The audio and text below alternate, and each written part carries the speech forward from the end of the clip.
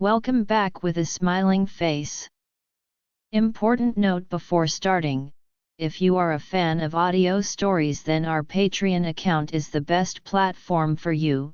Join us on Patreon for the best audiobooks ever. No end to days. Episode 1. Chapter 1. I Release You. I release you, Lena Bodanti. Believe, and be free. Those were the last words I could remember. But they were formless, said by someone whose voice I did not recognize. It could have been ages ago. When I awoke, I immediately felt a cold surface on my left cheek. An icy shiver rushed down my spine. Even with my eyes closed, I knew I was naked, stomach down on a hardwood floor. I gasped, though my throat was so dry I made an unearthly animal sound. 3 heaving breaths, then a thump thump, thump thump, a heartbeat. My heartbeat? It could have been 10,000 fluttering wings. I tried to open my eyes, but with each blink there was a flash of blinding light. Then another. And another. Road. I screamed. He had to be here. There would be no world without Road. I writhed on the floor, covering my body with my hands. Understand that I am not a type of person who usually finds herself naked and alone, especially where sunlight shines down on my body. Yet, there I was, bathed in yellow light, sure that I was moments away from a painful, fiery death I had to be. Soon flames would erupt from within my soul and turn me into dust. Only, nothing happened. No flames or imminent death. There was only the smell of the oak in the floor. I swallowed and the muscles in my throat contracted. My mouth was wet with saliva. My chest rested on the floor. I pressed down on my palms and craned my neck to look at the source of my torment. Luminous daylight streamed into a bedroom from a large bay window. The sky was a sapphire blue, no clouds. Road. My voice seemed to swirl in the air, vibrating out of my mouth. I was so thirsty. Where are you? I screamed. A door somewhere near me opened and closed. I heard a wobbling step, an uneven shuffle, then Road's black, buckled boots stepped into my eye line. I rolled onto my back and looked up at the ceiling. Gasping. My God, was I breathing? Road loomed over me, but he was a blur. He leaned forward so his hazy features were within inches of my face. Then there he was, as though coming out of a mist, looking as I had never seen him before. The skin over Road's cheekbones stretched so tight it looked as though his bones would break through. His usually full and proud chin was now a thin point. But the blue of his eyes, they were the same. Even in the haze of that moment they pierced me, down to my soul. Fancy meeting you here, Road said. Despite black bruises that ringed his eyes, a twinkle, from somewhere deep within, looked back at me. Happy 16th birthday, he said, and extended a hand. Road gripped a glass of water. I sat up, took it from him, and finished it in 3 large gulps. The cold water trickled down the back of my throat, flowed down my esophagus and into my stomach.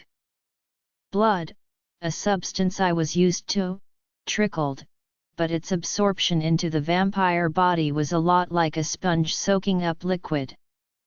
It had been so long since I'd had a drink of water. In Road's other hand was a piece of black cloth.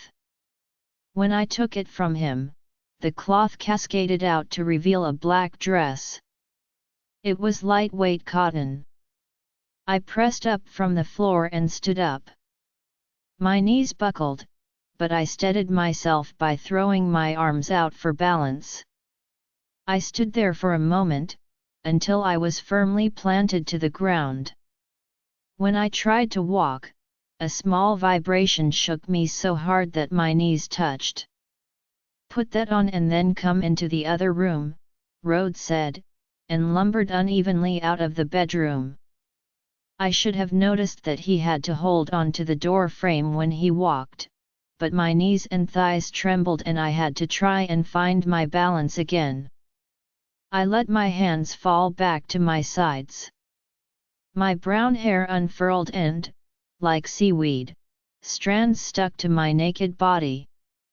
Longer strands reached my breasts. I would have given anything for a mirror. I took a few breaths and my knees wobbled again. I looked around for a corset, but there was nothing. How curious! Was I meant to walk around this place with nothing to hold me in? I slid the dress over my head and it stopped right above my knees.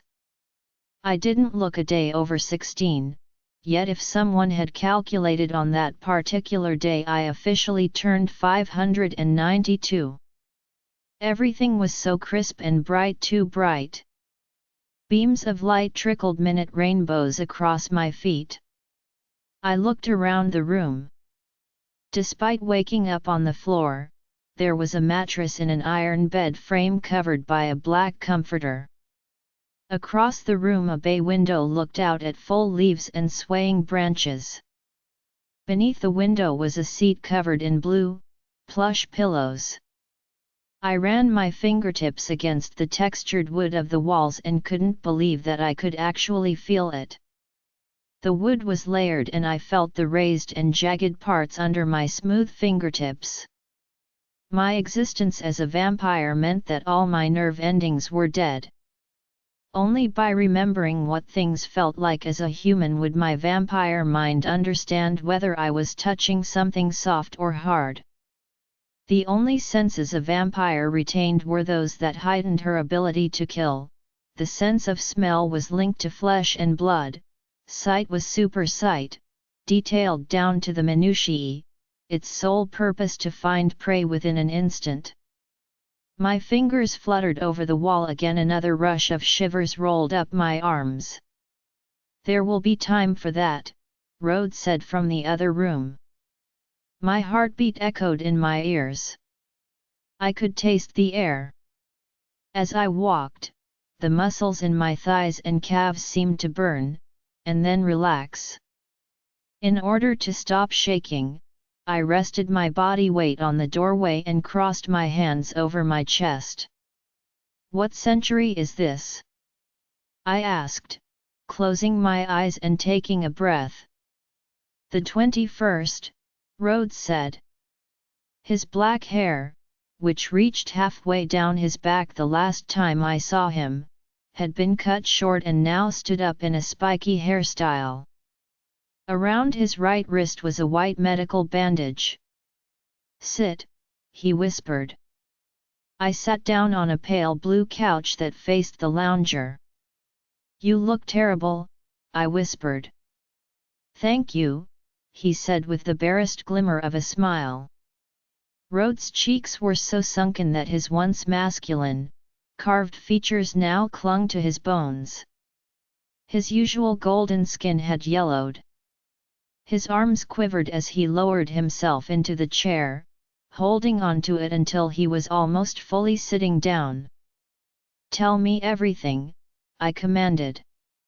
"Give me a moment," he said. "Where are we?" "Your new home." Rhodes closed his eyes. He leaned his head back onto the chair. He gripped the armrests and I noticed that the rings that had once adorned his fingers were now gone. The curling black snake with emerald eyes and the poison ring for emergencies, which meant it was always filled with blood, were missing. Only one ring remained on his pinky finger. My ring. The ring that I had worn for 500 years. Only then did I notice that my own hands were bare. It was a tiny silver band with a dark, black stone onyx. "Never wear onyx unless you want or know death," he once told me. I believed him. Besides, up until that moment, I was confident no vampire enjoyed creating death more than I did. I tried to avoid his gaze. I'd never seen Rhodes so weak. "You're human, Lena," he said. I nodded once in acknowledgement, though I looked at the lines in the hardwood floor. I couldn't respond. Not yet. I wanted it too much. The last interaction I had with Rhodes, before waking up in that bedroom, was about my desire to be human. We had an argument, one that I thought would last for centuries. It did, in a way. The argument had happened a century before that moment. "You finally got what you wanted," he whispered. I had to look away again. I couldn't stand the cool blue of his eyes appraising me. Rhodes' appearance was altered as though he were withering away. When he was at his fullest health, his square jaw and blue eyes made him one of the most beautiful men I'd ever seen. I say man, but I am not sure of Rhodes' age. He could have been just a boy when he was made into a vampire, but through the years he'd clearly seen and done so much it had aged him. Vampires, as they move into the maturity of their existence, become so ethereal in appearance that it is nearly impossible to guess their age. Making sure to keep my eyes away from his, I examined the living room. It looked as though he had just moved in, though the atmosphere of the room felt like Rhodes. Despite a few boxes piled next to the door, everything seemed to be in its proper place. Many of my possessions from my vampire life decorated the apartment. Specifically, items from my bedchamber. On the wall, an ancient sword was held to a metal plate by golden clasps. It was one of Rhodes' favorite pieces, his long sword from his days with the Order of the Garter, a ring of knights under King Edward III. It was a special sword, one that was forged by magic, outside of the Brotherhood. It had a black leather grip and a thick base that tapered down to a deadly and distinct point. The pommel, the wheel-shaped counterweight on the top of the sword, had an engraving circling its perimeter, "Ida fert cord voluntas, the heart wills it." On the wall, on either side of the sword, iron sconces made to look like roses linked by vines and thorns held unlit, white candles. White candles should be burned in a house wishing to dispel evil spirits or energy. Every vampire had them for protection against other darker magics. Yes, there are worse things in the universe than vampires. I forgot your human beauty. I looked back at Rhodes. He wasn't smiling, but his eyes sparkled in a way that I knew he meant it. Seeing me now in my human form was a personal fulfillment. He had done what he had set out to do hundreds of years before. Chapter 2. Hathersage, England. The Peaks. October 31st, 1910 evening. My house was a stone castle. There were halls with marble floors and painted ceilings. I lived in Hathersage, a rural town known for its rolling hills and gorges. My castle was offset from the road and watched over endless fields. That night was Nuit Rouge, or, in English, Red Night. Once a year, vampires would come from around the globe and occupy my home for 1 month. For the 31 days in October, Nuit Rouge brought vampires of all races to my home. 31 days of opulence. 31 days of pure terror. This was the last night before everyone returned to their respective hauntings.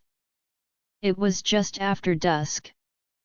Above me the stars sparkled in the twilight, they glinted gold light off glass goblets. I pushed past guests sipping on blood and dancing to a string quartet. Road followed me out from the back of the castle and onto the stone terrace. Men and women, dressed in top hats, corsets, and the finest silks from China, laughed and crowded Road's way. At the back of the house, a set of stone steps led down into the gardens. 2 white candles stood tall on either end of the steps, their wax dripping tiny archipelagos onto the stone. The yard spread out wide and then down, out into the sweeping countryside. I was wearing an evergreen silk gown adorned with gold piping, and a matching corset beneath. "Lena!" Road called, but I was darting through the crowd. I was walking so fast that for a moment I thought I would spill out over my corset. "Lena! Stop!" Road called again. It was just after dusk. I ran the length of the gardens down the sloping hill into the start of fields.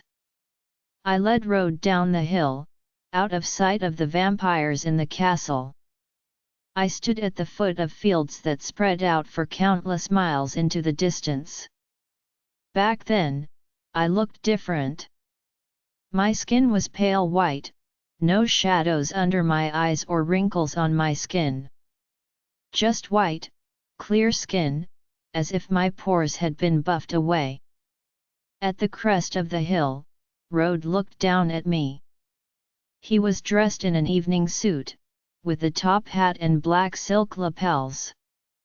He held a cane in his right hand. When he stepped down the side of the steep hill, the wispy grass that stretched for hundreds of miles bowed under his feet. I turned to look out at the fields. "You have not said a word to me all evening," Road said. "You've been completely silent. And now you run out here? Care to share with me what is going on? You don't understand? If I uttered a word I would not be able to conceal my intentions. Viken is unnaturally gifted. He could read my lips from 5 miles away. Viken was my last creation, that is, the last man I made into a vampire. At 50, he was also the youngest vampire of my coven, though he didn't look a day older than 19. Dare I think that this might be a moment of clarity?" Road asked.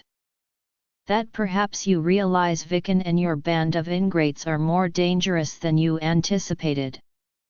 I said nothing. Instead, I watched the wind trace patterns over the grass. "Do you know why I left you?" "My fear," Road spat, "was that you had truly lost your mind. That the prospect of infinite time had started to eat away at you. You were reckless." I spun around, our eyes meeting immediately. "I will not let you fault me for creating a coven of the strongest, most gifted vampires in existence. You told me to protect myself, and I did what I had to do." "You cannot see what you have done," Road said. His strong jaw clenched. "What I have done?" I stepped closer to him. "I feel the weight of this existence in my bones. As though 1,000 parasites are eating away at my sanity. You told me once that I was what kept you sane. That the curse of emotional pain released you when you were with me. What do you think happened to me for the 170 years you were gone?" Road's shoulders fell. His eyes were the most blue I had ever seen even in 500 years. The beauty of his slim nose and dark hair always shocked me. The vampire essence heightened a person's beauty, but for Road it radiated from within and lit up his soul. It made my heart burn. "The magic that binds your coven is more dangerous than I would have ever thought possible. How did you expect me to feel? You don't feel. Remember? We're vampires, I replied. He gripped my arm so hard, I was sure he would break a bone. I would have been frightened had I not loved him more than I could articulate. Rode and I were soul mates. Linked in a love bound by passion, the lust for blood, death, and the unfaltering understanding of eternity. Were we lovers? Sometimes. Certain centuries more than others. Were we best friends? Always. We were bound. You left me for 170 years, I said through gritted teeth. Rode had only returned from his break from me the week prior. We had been inseparable since his return. Do you not know why I brought you down here? I asked. I can tell no one else the real truth. Rode dropped his arm and I turned to face him directly. I have nothing left. No more sympathies, I whispered, though there was an edge of hysteria in my voice. I could see my reflection in Rode's eyes. His dilated pupils overwhelmed the blue, but I stared into the blackness. My voice quivered. Now that I know you have the ritual, Rode, I cannot think of anything else. That my humanity, that it might be a possibility. You have no idea how dangerous this ritual is. I don't care. I want to feel the sand beneath my toes. I want to wake up to the sunlight pouring through my window. I want to smell the air. Anything. Anything I can feel. God, Rode. I need to smile and mean it. We all want those things, he replied in a calm manner. Do you?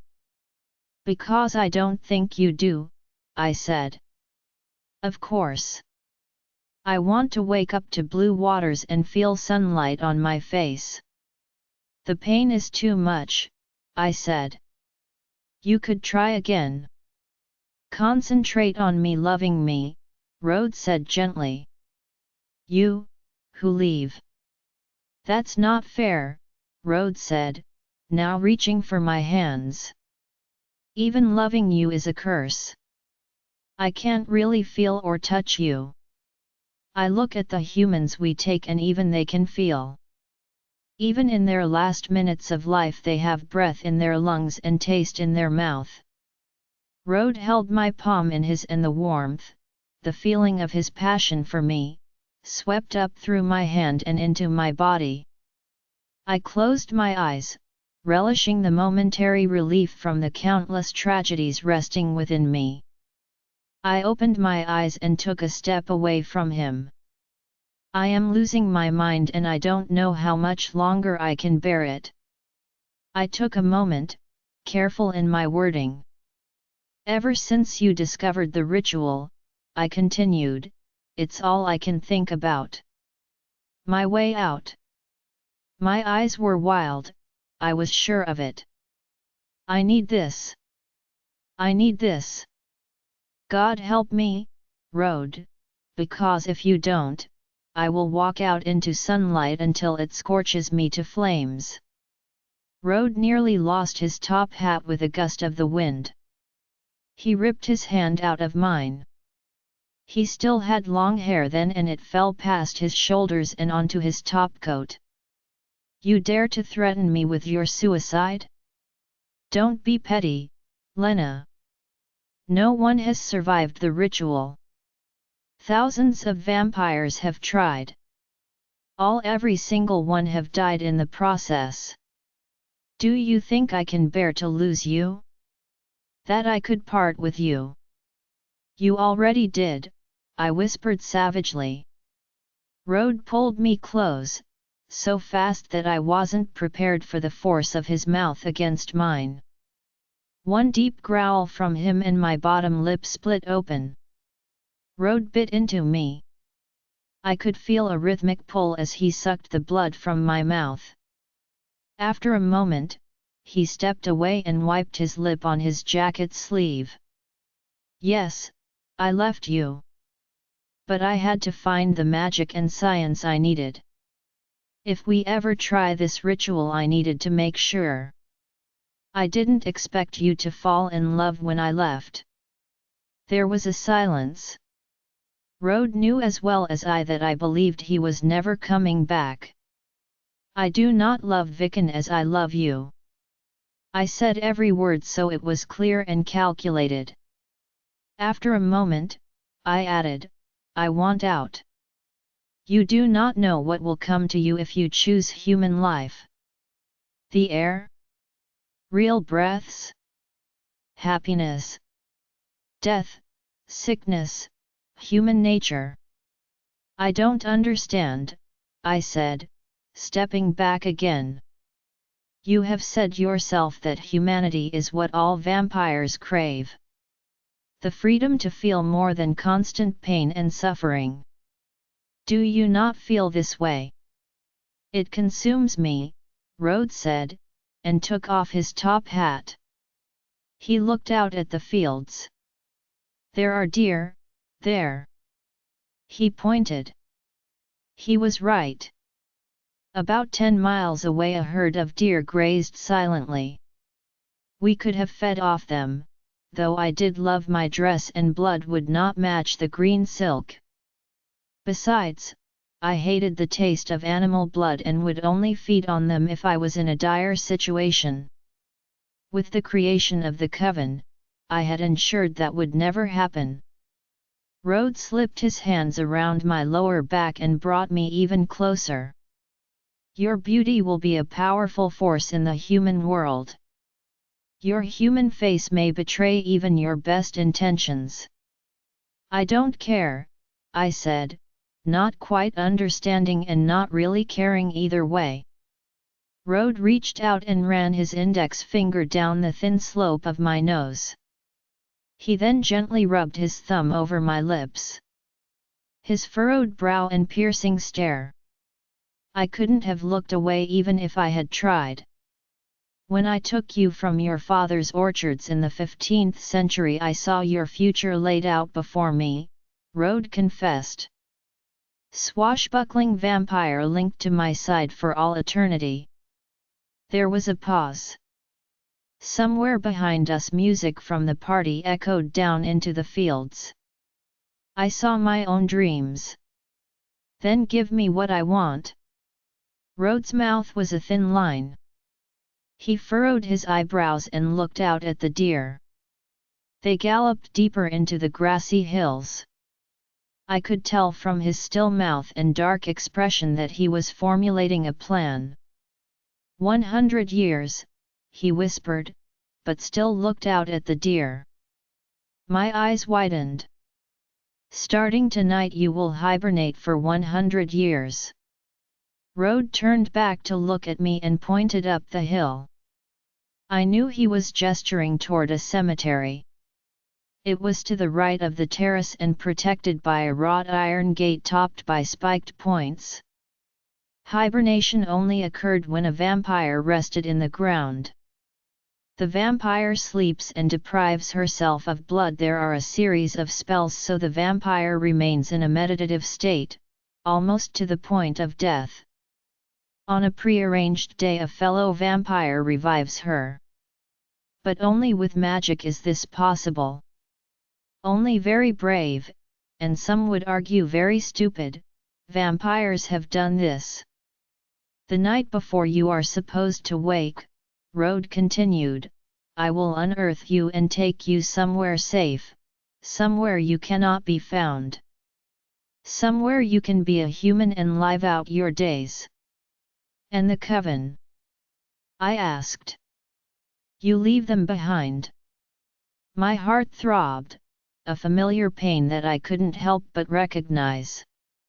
The magical binding between the coven and myself would force them to search for me.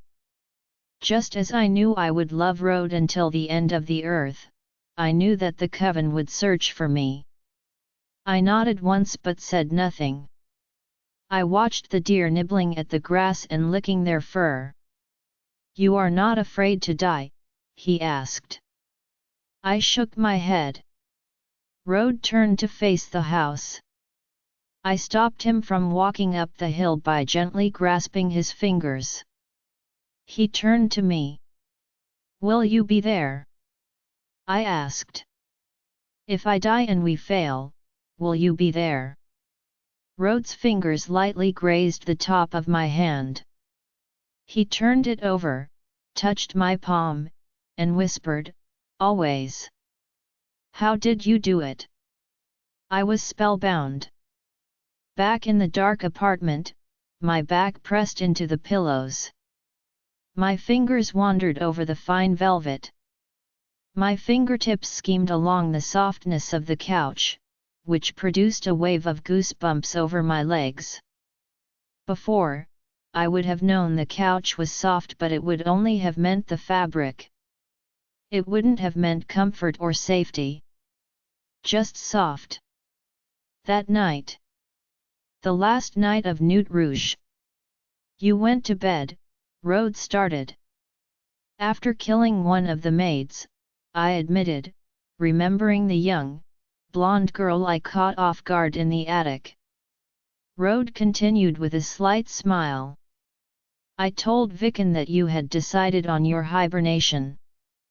That you would sleep for 100 years and that I was to wake you on that year's Nuit Rouge." "Why did we decide on 100 years?" "I never asked you," I said. "Simply time. Vicken would be distracted enough that I could take you from your hibernating plot in the cemetery. All I had to do was wait for a night when he wasn't watching your tombstone. When that night came not long ago, I took you away." "So it's been 100 years?" I asked, eager to place myself within space and time. "Since I was last above ground." "Just shy. It's September. I spared you a month or so. And you performed the ritual 2 days ago." "2 days?" Rode confirmed. "What about the coven? Do they have any idea I'm gone?" "I don't think so. Vicken still thinks you are buried. Remember, I told him you wanted to be buried to make it official. He thought it was a wonderful idea. He wanted a chance to rule your coven." "I wouldn't have protested against that," I said. Precisely why he believed me so willingly. "It was a lie, Lena.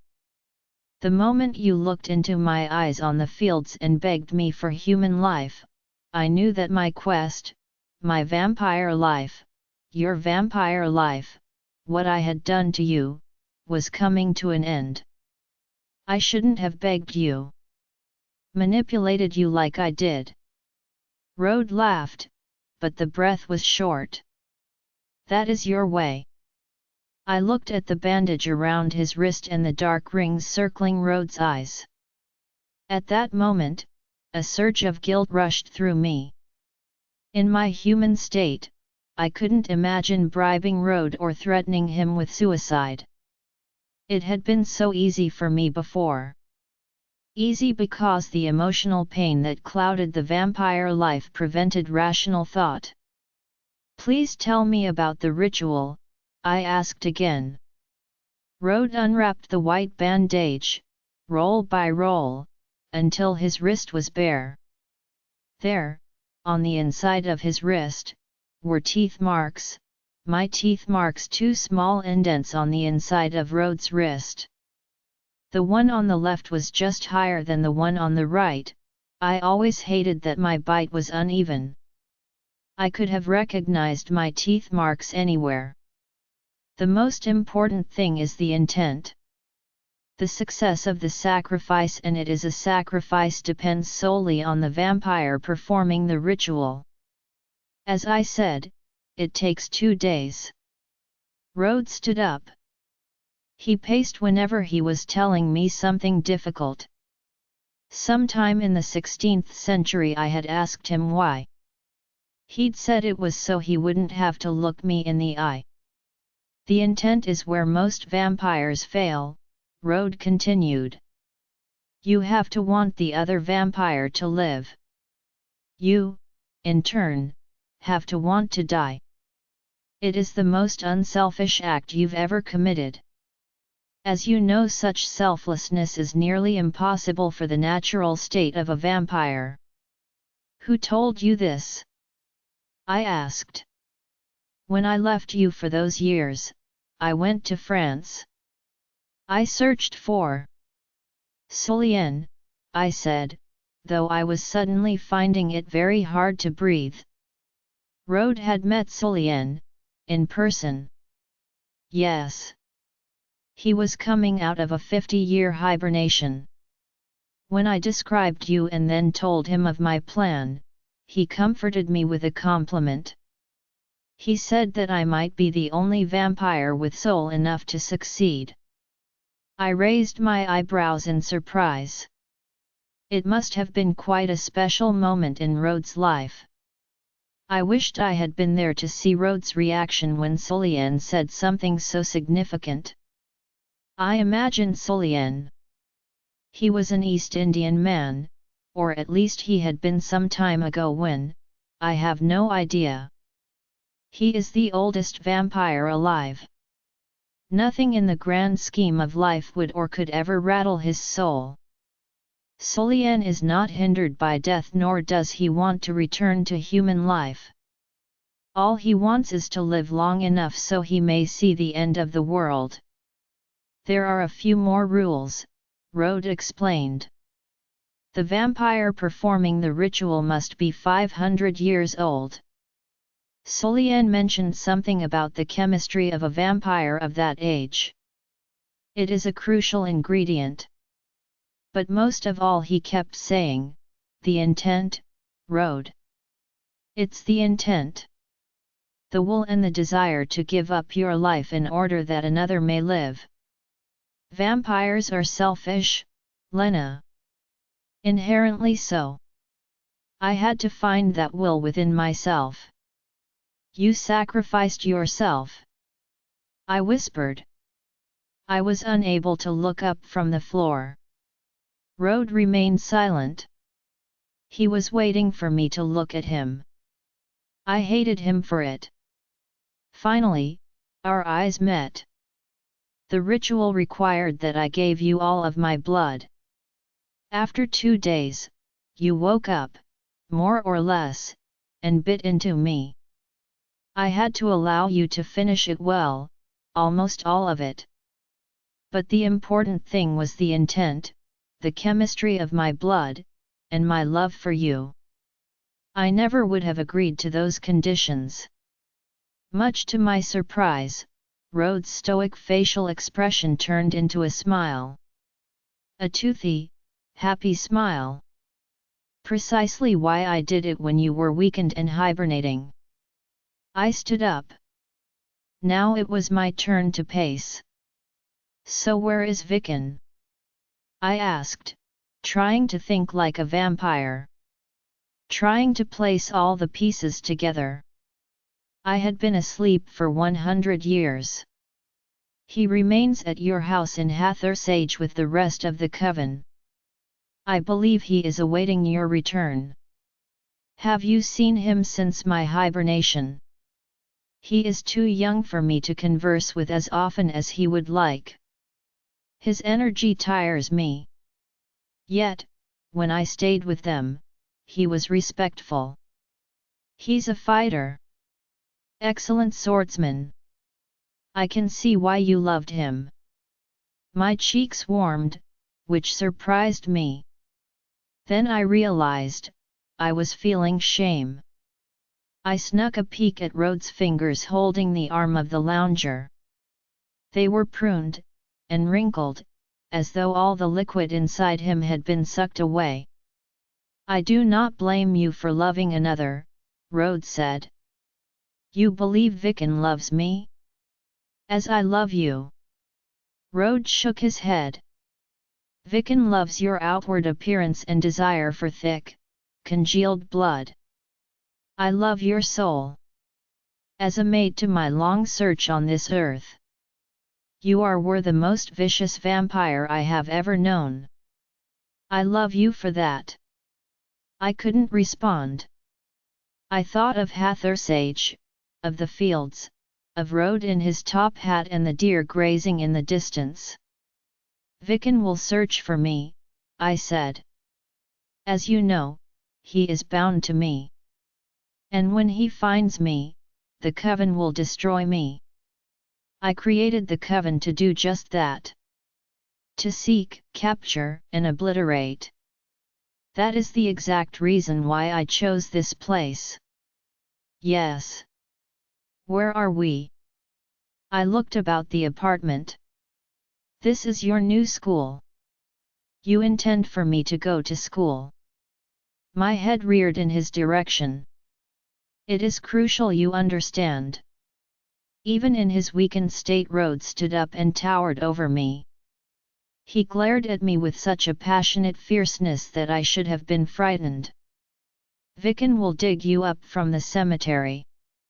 I promised you would return on the final night of Nuit Rouge.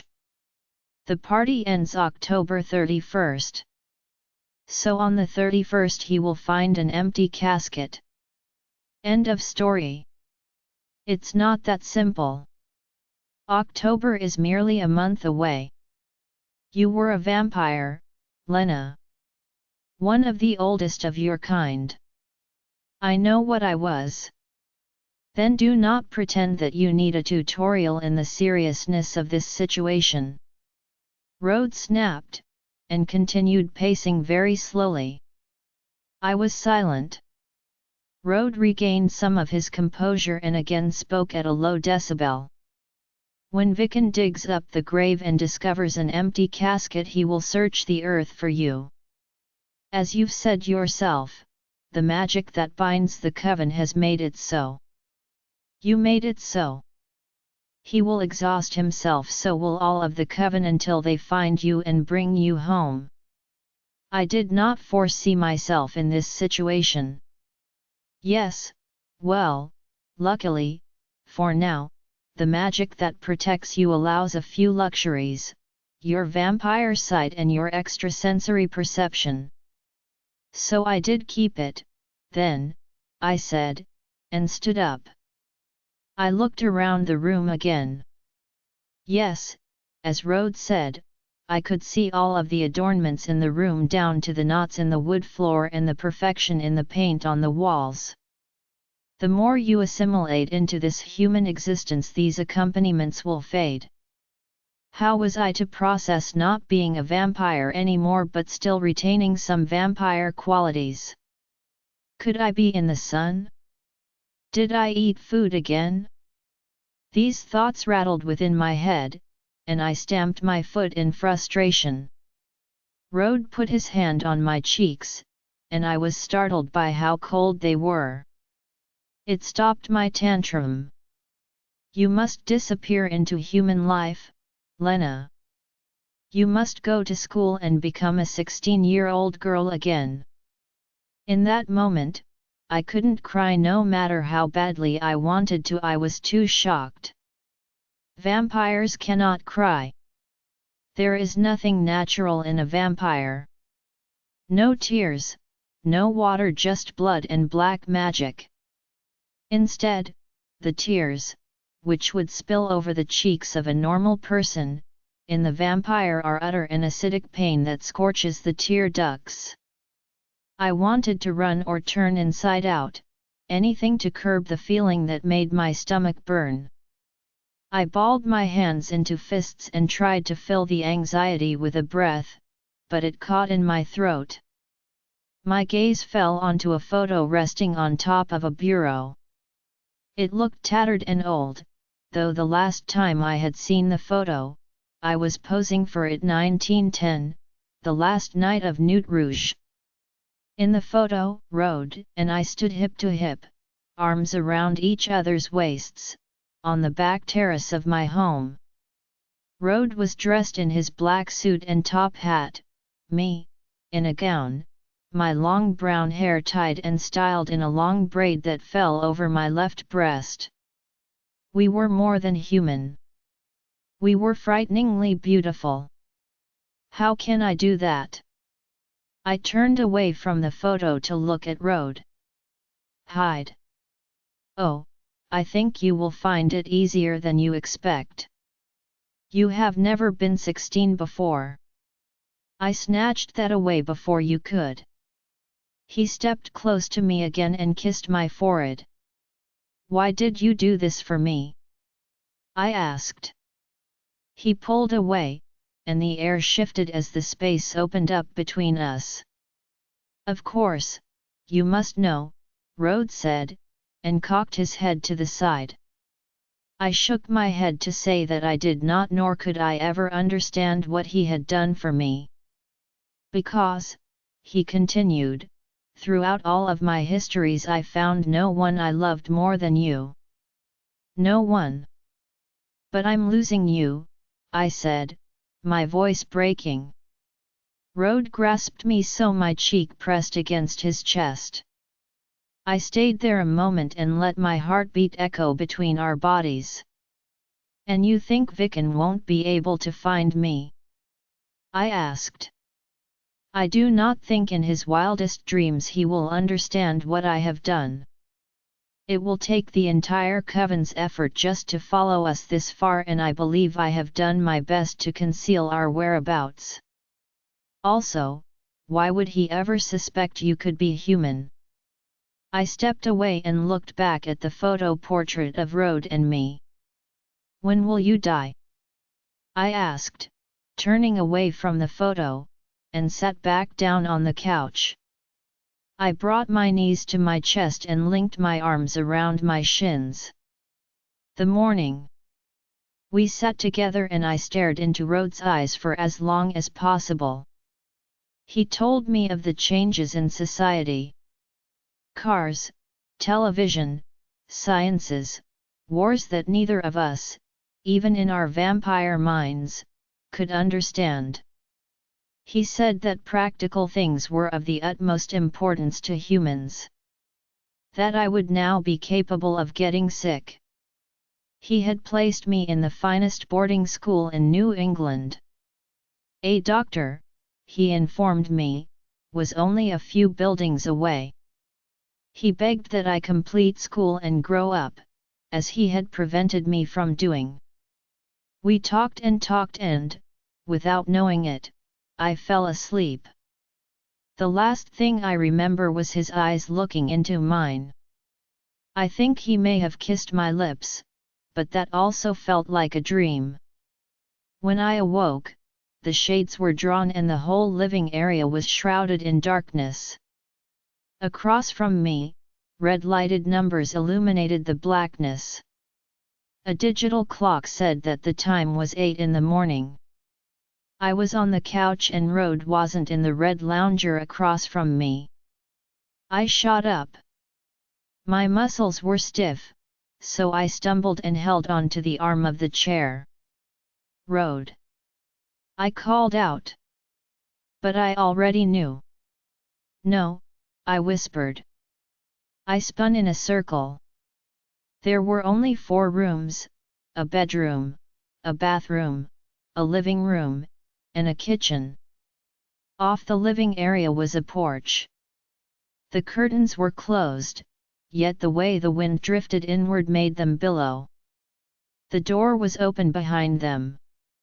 I pushed them aside and stepped out onto the wooden patio. I put my hand over my eyes as a visor. My eyes adjusted immediately as I scanned the porch, hopeful for only a moment. Rhodes was gone. From my life. From my existence. I saw the onyx ring lying in the center of the tile. When I approached it, I realized it was in the middle of a tiny pile of glittering dust. It looked as though sand was mixed with mica or tiny diamonds. My Rhodes, my companion for close to 600 years, weakened from the transformation and self-sacrifice, had evaporated in the sun.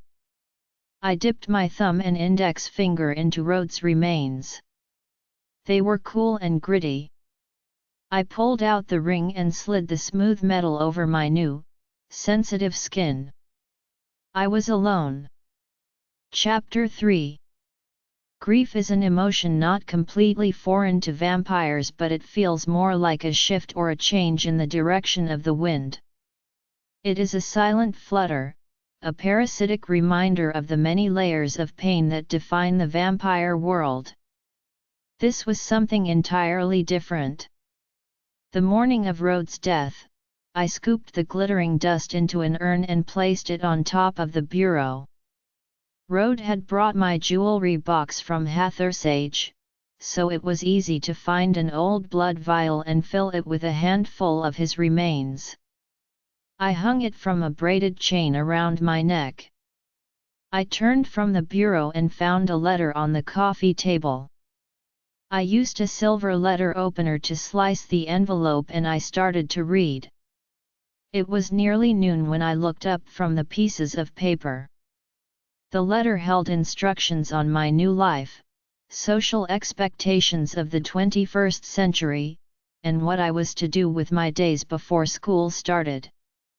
The beginning of the letter warned that I should start with simple food as my body wasn't accustomed to eating and then digesting. I placed the letter down on my lap, then picked it back up again. The last paragraph of Rhodes' letter kept drawing me back to read it again and again. Was it all worth it? Did we not have moments of grace? No more are you bound to involuntary suffering. Find peace in my death. Shed tears. There is only freedom now. If Vickan and your coven return, you will know what to do. Never forget, Lena. Evil be he who thinketh evil. Be brave. Rhodes. There was an aching in my gut. Deep down where I couldn't feel it. I tried to distract myself by looking out at the Wickham boarding school campus. From my patio railing I could see a stone building with the words Student Center on the front. To the right and just behind it was a building with a high, stone tower. The distraction wasn't working. I looked back to the papers Rhodes left me.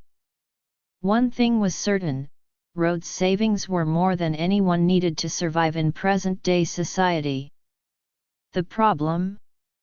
I couldn't touch it. My own money remained in the control of Vickan and the coven. I couldn't access either funds because they would be able to track my exact location. I wasn't sure of the workings of banks and routing as Rhodes explained in his letter, but I was to deal exclusively in cash unless I had an emergency. He had left me a trunk's worth. Rhodes' instructions were clear. I was to work and to avoid spending his savings. You might need them one day, were the exact words he used. His letter also said, immersion is key to survival. The thought of what Vickan could or would do seeing me, his former lover, his former queen, in this vulnerable state sent shivers down my spine. Vickan, like all vampires, has a lust for tragedy, a desire for tears, blood, and murder. Most vampires want to reach out, inflict the pain that constantly haunts them and siphon it out onto others. Despite my hesitation, I could imagine the scenario. What Vickan could potentially do to me, as a human. I shook my head quickly to divert the thought. I was about to pick up a manual for a laptop computer when a knock on the door startled me from my thoughts. Hanging on the arm of the lounger was a simple, black sweater that once belonged to Rhodes. I pulled it on over a tank top I was wearing and walked back into the apartment. Reveal yourself, I commanded to the closed door. A timid, male voice said in response. Oh, I mean, who is it? I said a bit more gently. After all, I didn't command a ring of vampires anymore. Car delivery for Lena Bodanti. I ripped open the door. A car. The boy behind the door was tall, lanky, and clad in a shirt that had writing scrawled across the front, "Grand Car Service." The hallway behind him was poorly lit, and the wallpaper had some sort of nautical theme with sailboats and anchors. "I'm just here to deliver it," the lanky boy said with about as much enthusiasm as a person delivering news of a relative's untimely death. After grabbing a set of very dark sunglasses from the coffee table, I can only assume Rode left them for me, and a black floppy hat, I followed the boy out of my dorm apartment, down the stairs, and into the lobby. Once I was in the lobby, I hesitated in the doorway. Outside, birds chirped and the voices of students flew from all directions. The blazing sun blasted the cement walkway leading from the front of Seeker Hall, out onto a grassy lawn. Perhaps the sensitivity to sunlight was much like my vampire sight? Would I still be affected by it? Sunlight breaks down the magic that seals the vampire, though the danger of sunlight lessens as the vampire ages in years. As one moves forward in their vampire life, the magic to withstand sunlight strengthens. Though I have heard that death by sunlight is nearly unbearable to experience. It's supposed to be the worst pain, like being ripped apart and scorched to ash while conscious for every moment of it. Regardless of my age, I never directly stepped out into the light without protection. I nudged a toe out of the doorway and let my foot and leg hit the sunlight. I whipped it back inside and paused. I twisted my leg so I could see the back of my calf muscle. I also checked my shin. No red mark. No burns. "You gonna go outside?" said a voice to my right. The security guard, a squat woman with thick-framed eyeglasses, watched me. The way she spoke was so strange. "You gonna," the phrasing of her words was interesting. Gonna, what could this possibly mean? I waited for her to say something else, but she just looked at me. Through my sunglasses, I moved my gaze to the car delivery man. He raised an eyebrow at me from the sunny entryway. I was in a pair of thin sandals, wearing Rhodes' oversized black sweater, and a pair of shorts. I was ready. I took a deep breath and walked outside. The summer heat was the first thing I felt. How glorious! Sunlight felt like a bath by a roaring fire, like sweat and happiness washing over me from head to toe.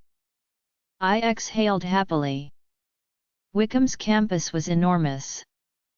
Although it seemed pastoral at first glance, the buildings were brick with sleek metal and glass facades. There were meadows of green grass and serpentine pathways that linked throughout the campus.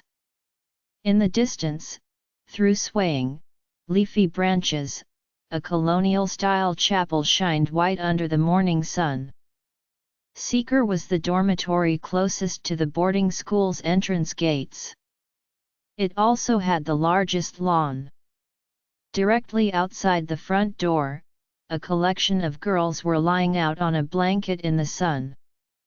They seemed to be wearing only their undergarments, but then after watching them a moment I realized their ensembles were meant for this kind of activity.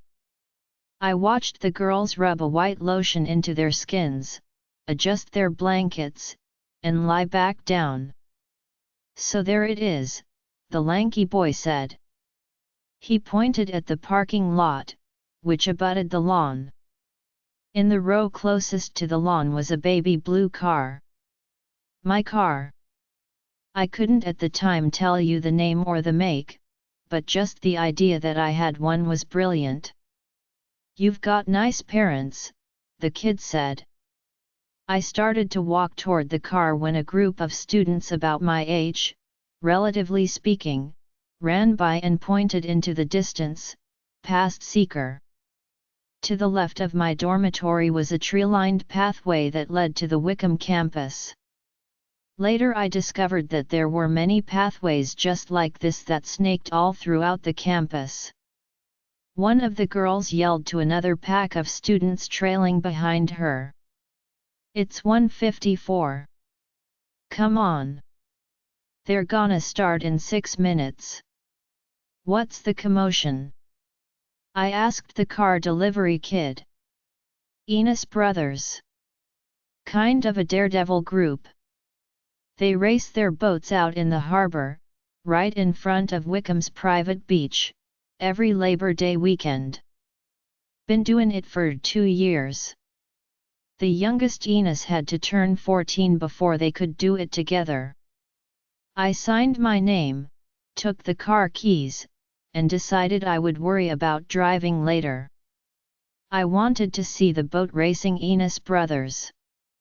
I let the students run ahead of me. I wasn't exactly ready to mix with the group. Wickham's paths were lined on either side by tall oak trees. Even with the wide-brimmed hat and sunglasses, I tried to walk in the shade. On each side of the pathway were buildings that were designed in the same fashion as my dormitory, Seeker. Most were made from grey stone, with great glass windows and doors. Some of the buildings were marked with red signs on their lawns that declared their names and specific functions. It was all quite regal, actually. Most of the students on the walkway were heading toward the far end of the path, past a greenhouse. This piqued my interest, and down a series of stone steps that ended on a beach. There it was, the ocean during daylight. So many nights I had spent watching the moon run a milky line across the top of the water. So many times I had wished it were the sun. Eventually I was old enough to withstand the daylight, though the beach was never a place I ventured. It's not that vampires stand in direct opposition to the natural elements of the world.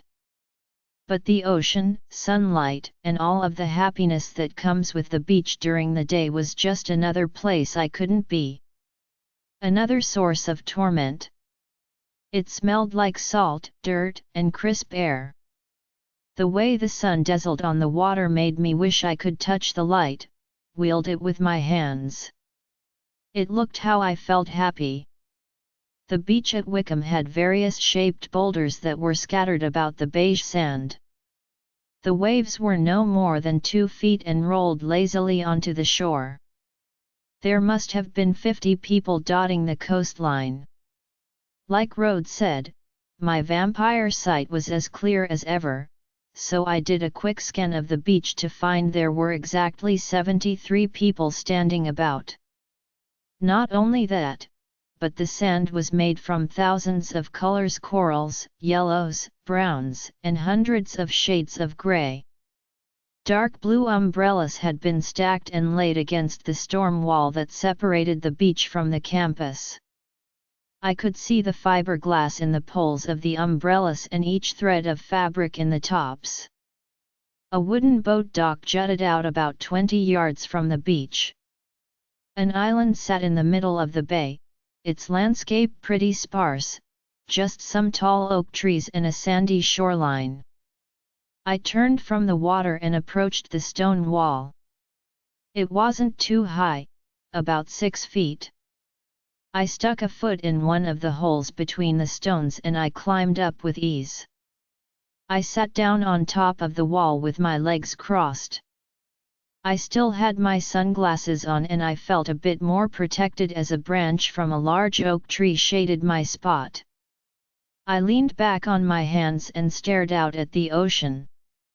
While I looked out at the island and watched the branches of the trees sway in the wind, I had a sudden feeling. I inherently knew that someone was watching me. My thoughts immediately went to Vicken, though this would have been nearly impossible. In this century, Vicken would have turned 160. At that age, most vampires cannot be in a shaded room during the day, but Vicken was different.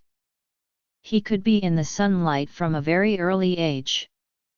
Also, he assumed I was hibernating. There would be no reason for him to search me out at Wickham.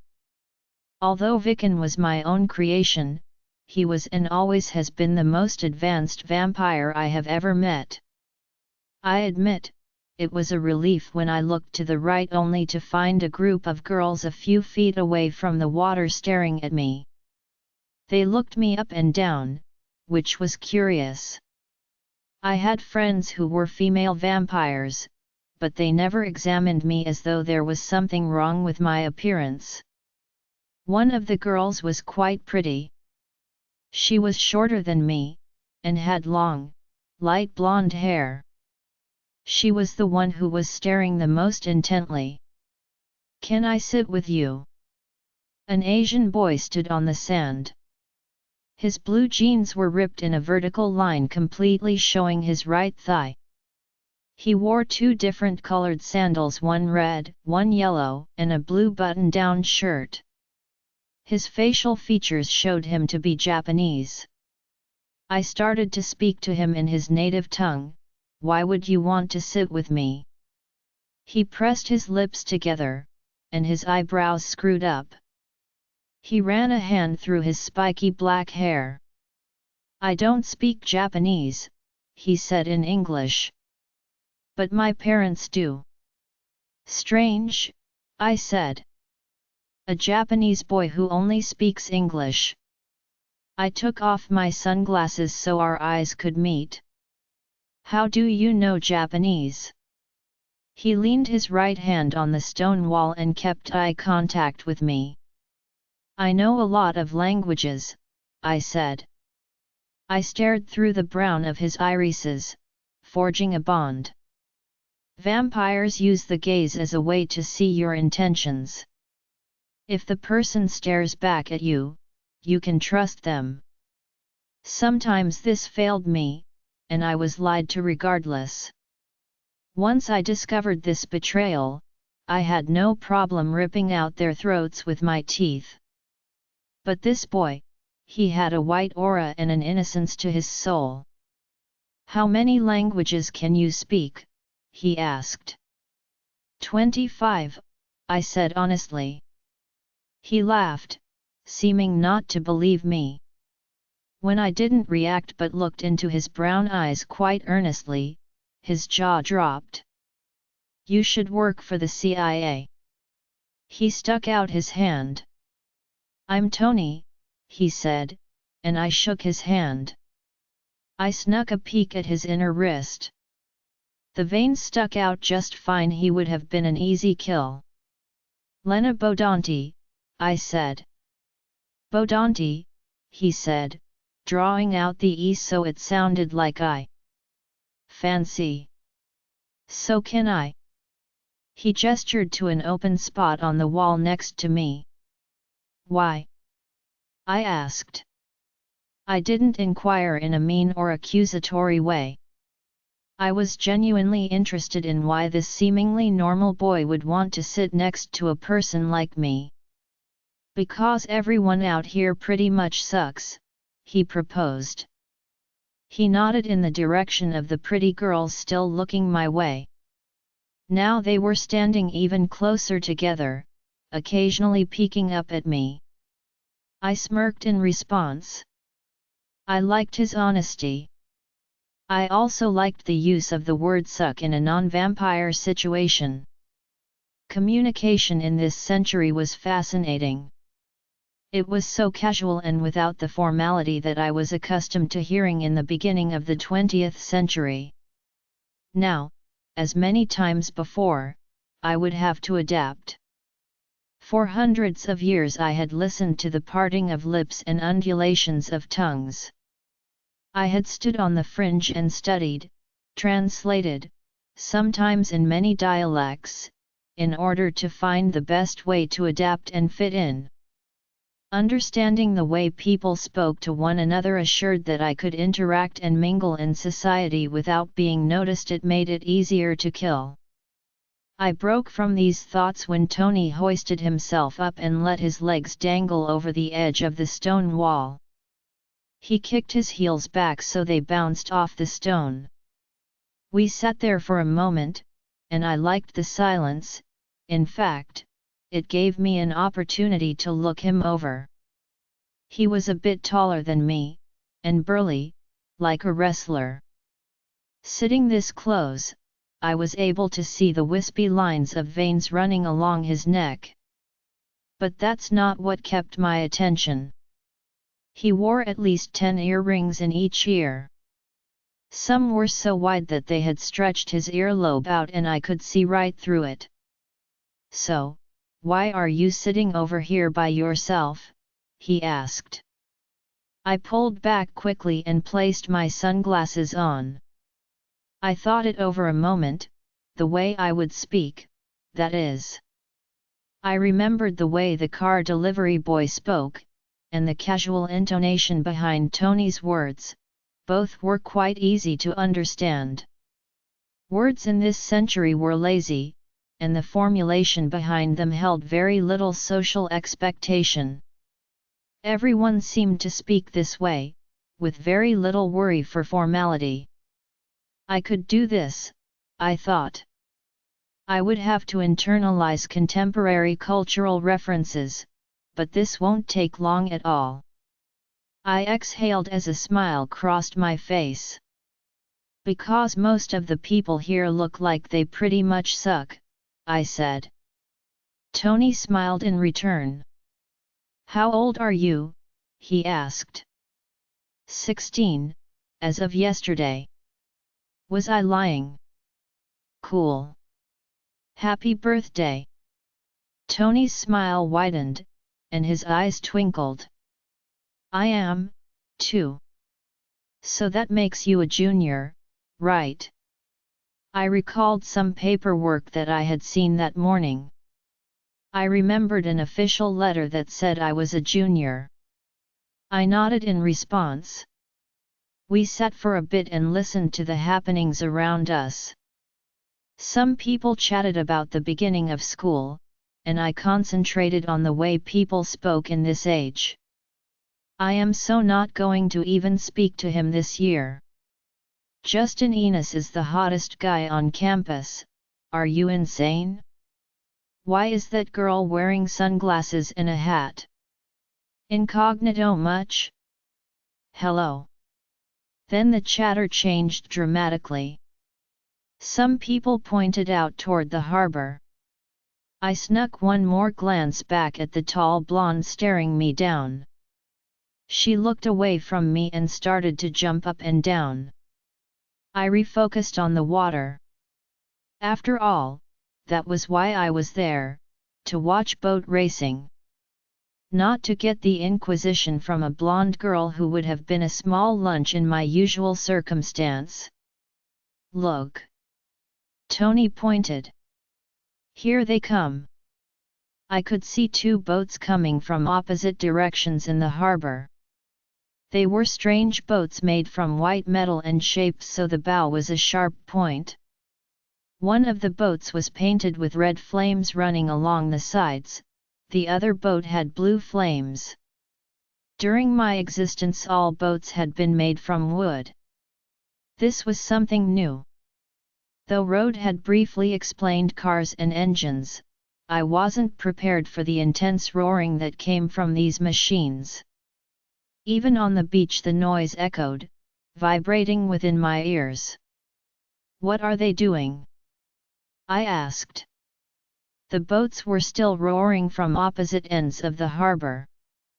They moved so quickly toward each other, huge sprays of water propelled from the back of the boats up into an arc in the air. They race around the island twice. Whoever gets back to the dock first, wins. They smashed into it 2 years ago, Tony said. What do they get if they win? I asked. Respect, Tony replied. The boats moved so fast I couldn't tell who was behind the wheel. Surely this must be some kind of sick joke, I thought. The boats were coming closer and closer, the pointed bows aimed right at each other. A girl on the beach screamed. Then, within moments, maybe within inches of each other, both boats changed angle. Sprays of water flew in the air. I could see the curved underbelly of the boat with blue flames. They raced away from the beach, each choosing a side and tearing away around the island. Everyone on the beach screeched, yelled, and whooped so loud that the sound swelled in my ears. Everyone stood, jumping and waving, except Tony and me. Some were chanting the name Justin over and over, others, the name Curtis. The boats came around again and passed in front of the island. I held my breath because they crisscrossed within inches of smashing into each other. The bows just barely grazed. There was a collective gasp from the beach as the boats disappeared behind the island again. "This is fun?" I asked. My heart fluttered from all of the adrenaline bashing about my chest. "This is the least of what they do," Tony said. "The whole family is crazy. Thrill seekers. They're brothers, right?" I asked, and a memory of my coven leaped into my mind. "They must be close," I said. "Trust each other." Tony replied to what I said, but I was barely listening. In my mind, Heath, Gavin, Song, and Vicken sat by a fire. We were at my home in Hathersage sometime around the 1890s. Rode was still gone, angry with me somewhere in Europe, and I sat in the middle of my brotherhood. They surrounded me in a circle and were seated in black wooden chairs.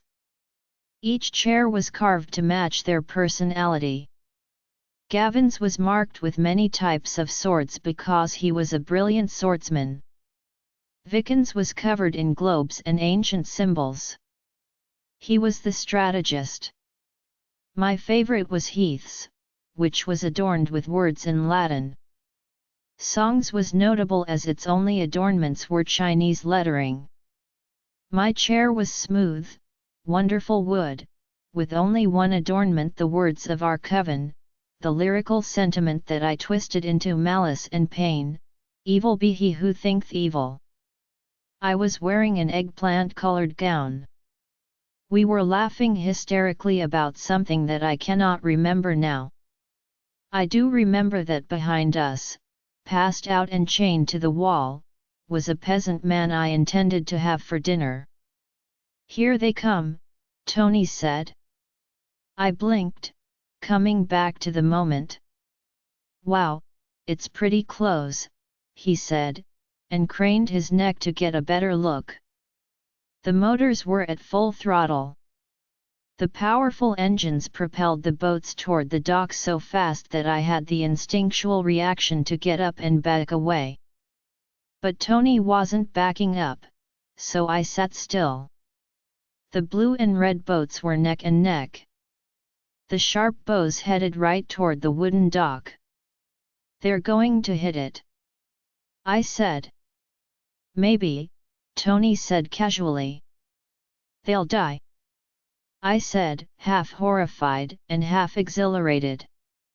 They were now so close that even without my vampire sight, I could see that driving the blue-flamed boat was a tall, blonde boy, and behind the wheel of the red-flamed boat was a pudgy, blonde boy. I focused in, and the red-flamed boat came closer. The pudgy boy wore a necklace with a silver charm. He had silver hoops in his ears. A scar above his left lip. Then, at the last second, the boat with the tall boy behind the wheel skidded by the dock first. He turned his boat in the direction of the harbor so quickly, a huge arc of water rose and then splashed down, just touching the people by the waterline. There was a collective scream of joy, and almost everyone ran toward the dock. The pudgy boy and a significantly smaller version of him secured the losing boat to the dock. Out in the harbor, idling, was the victor, the tall boy. The engines of his boat went silent, and then a splash. He was swimming toward the beach. Tony leaned closer to me and pointed at the smallest of the brothers. "That's Roy Enos. He's a freshman." He pointed to the pudgy one. "That one is Curtis Enos. He's a senior." "Class joker," Tony said. Curtis was much rounder than the others. His fleshy middle pushed out his swim trunks. Finally, the tall, 6'3", blonde, gorgeous boy emerged from the ocean. He kicked his legs through the shallow water. He was taller than Rode. I didn't know anyone, up until that moment, who was taller than him. "And that's Justin Enos," Tony grumbled. "He's in our class." Justin had a long face with chiseled cheekbones and evergreen eyes. He had a broad chest and sculpted torso.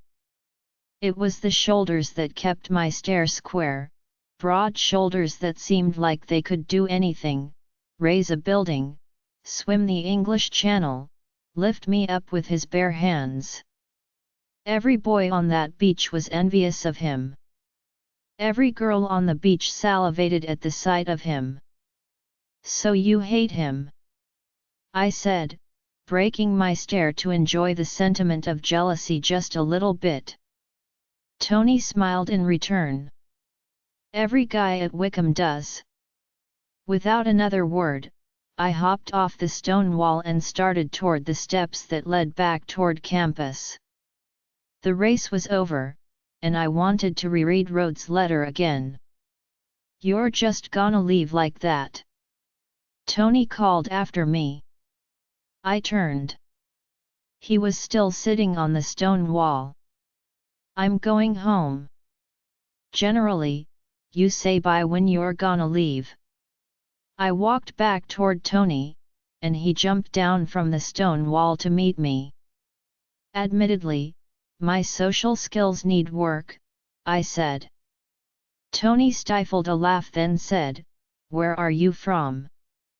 A man's voice toward the shore interrupted before I could answer. I wanted to push it to 80, but I didn't need to. Just maxed out at 60 miles an hour. Tony and I stood side by side near the stairs. Neither of us could take our eyes off Justin. He took a duffel bag from another boy about his age, walked in our direction, and then stopped at the group of girls who'd given me the eye. He slung the duffel over his shoulder, his biceps were huge, and then slipped a hand around the waist of the conspicuous blonde girl. She beamed, clinging to Justin's arm, and swayed her hips as she walked. Justin walked toward the stairs. When he saw Tony and me, he stopped. He stared straight at me, not in a dumbstruck way but as though he'd found something on the ground and wanted to investigate it, hold it under a microscope and give it a thorough inspection. I looked at Tony and then back at Justin. Justin was still staring, but now he was smiling. His lips were full, almost as though he were pouting. I wasn't sure what to say. Thankfully, Tony spoke. "What's up, Enos?" Maybe Justin was waiting for me to join the group of girls, but I just stood there. The tall, blonde girl stared at me, her slim nostrils flaring and her high cheekbones reddened. Was this what jealousy looked like on a mortal teenager? How wonderful! I couldn't help feeling triumphant at her anger and pain. This was a gut reaction. As a vampire, I loved another's pain because it lessened my own. But now, as a human, as soon as I recognized the pain within her, it flittered away. That instant desire to reach out, inflict hurt, it was gone. Instead, I concentrated on Justin's green eyes looking at the hat, the sunglasses, and me.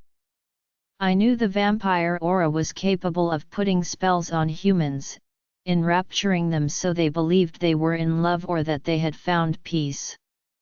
Did Justin Enos love me despite his better judgment? Was this one of the accompaniments that stayed with me through the transformation? I looked at Justin, eagerly awaiting what he would say to me. Finally, he spoke. "Next time you leave your room, think about putting on some pants," Justin said. He winked and started toward the stairs to the school campus. I looked down.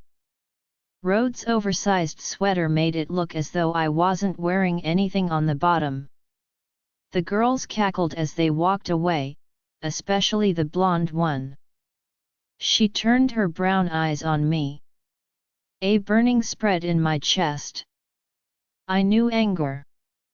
That emotion had haunted me my entire life, but this was, dare I think it, embarrassment?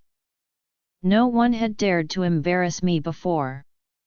I walked quickly up the path in the direction of Seeker.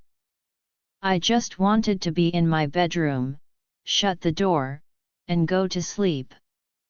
I wanted Vicken, I wanted Heath, I wanted the familiarity of a dark room. Hey, wait! I kept walking. Lena. I stopped. It was the first time in hundreds of years someone who wasn't a vampire had said my name. Tony jogged up the path from the beach. "Remember the whole saying bye thing," he said once he was in front of me. "I hate those girls." I crossed my arms over my chest. My cheeks burned with heat. "Everyone does. Come on. Let's go do something." Chapter 4. Do something? What did this mean exactly? It's like 3, right? Union is open. You get your books yet? Tony asked. I'm headed over, if you want to come. So many questions. Did I get my books yet? No, I said. I don't have my books. Tony walked me back to Seeker Hall so I could grab what Rhodes left me as my money holder. I also needed some official papers so that I knew what books to buy for class. Wickham students had 2 days before classes started. Rhodes had left me some modern-day clothes, which were mostly all hideous and revealing, but I slipped on a pair of jeans with the promise to go shopping as soon as I could figure out how to drive. I spotted the blue car when I came back out of Seeker. Tony sat on one of the wooden benches that were on either side of the dorm entrance. He held his hands behind his head and stretched his legs out. "That's mine," I said. I stepped next to the bench and pointed at the car. "Whoa," Tony said. I could see that he was admiring the sheen of the hood. "Lucky. You can leave campus. Restaurants, the mall, Boston. Maybe you could show me how to drive," I proposed. "You don't know how." Tony stopped walking. I shook my head. Tony smiled. "Your parents bought you a fancy car but haven't taught you how to drive it?" I thought my parents were weird. "Soon, Lena. As soon as possible." "Excellent." As we passed Seeker, I looked back and saw my balcony, the door still open, and I wondered for one fleeting moment if any of Rhodes' remains were swirling around the patio tiles. "You hungry?" Tony asked. I thought wistfully of my tea bags at home and the oatmeal I was supposed to ease into. I also thought of my promise to Rhodes. I did not want to meet any doctors so soon into this human experience. "A little," I said, noticing my stomach was doing that lurching, tingly thing that meant I needed to eat. The Wickham Union was constructed like the rest of the buildings on campus, made out of stone, and fronted by glass double doors with silver handles. The shape of the Union was different from the rest of the buildings. It was a large circle. Shooting off from the main room were 5 or 6 hallways, all leading toward rectangular rooms. Tony opened the door of the Union, and I was met with the most amazing smells I had experienced since my mother's cooking during the 15th century. The circular part of the building was a cafeteria. There were 5 food windows where students could pick out what they wanted to eat. Each one was different. In the middle of the room, underneath a circular skylight, were Formica cafeteria tables. "We can eat any one of these we want?" I asked. There were windows for Italian food, for burgers, pizza, vegetarian options, salads, and one for sandwiches. Behind each counter was a student or union employee in a white apron waiting at their station. My eyes were wide with amazement. "Let's chow, and then we'll get our books," Tony said. Just as the door was about to close behind us, he added, "You act like you've never had food before. Hamburgers, French fries, green beans, lemonade, chocolate, pizza with pineapples, rare steak. How would a person decide?" I settled on some bland chicken soup. "You think we're in some of the same classes?" Tony asked. I couldn't help but watch him chew the meat in his mouth into tiny pieces. The blood from the rare steak he was eating washed in a mix of saliva over his teeth. "You're staring at me," Tony said, swallowing. "That steak has blood coming out of it." "It's in your mouth." Tony nodded. "The bloodier, the better. I love rare steak. As a vampire, I never yearned for animal blood, so I wasn't drawn to the blood in Tony's mouth. Though it was strange that I couldn't smell it. I sniffed a few times, trying to hone in on the rust flavor that I used to love so dearly.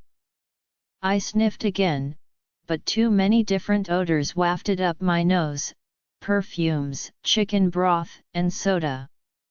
The vampire sense of smell was limited to blood, flesh, and body heat. Occasionally I could smell herbs or flowers, but that became rare the more time that passed.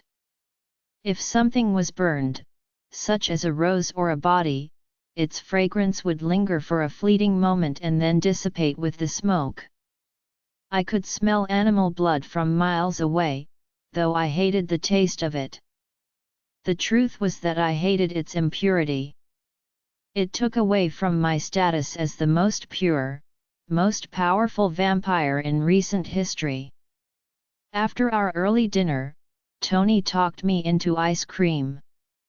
Food was so different, so packaged, and appeared easy to make. I had to put so much work into it in my family's orchard back when I was first mortal.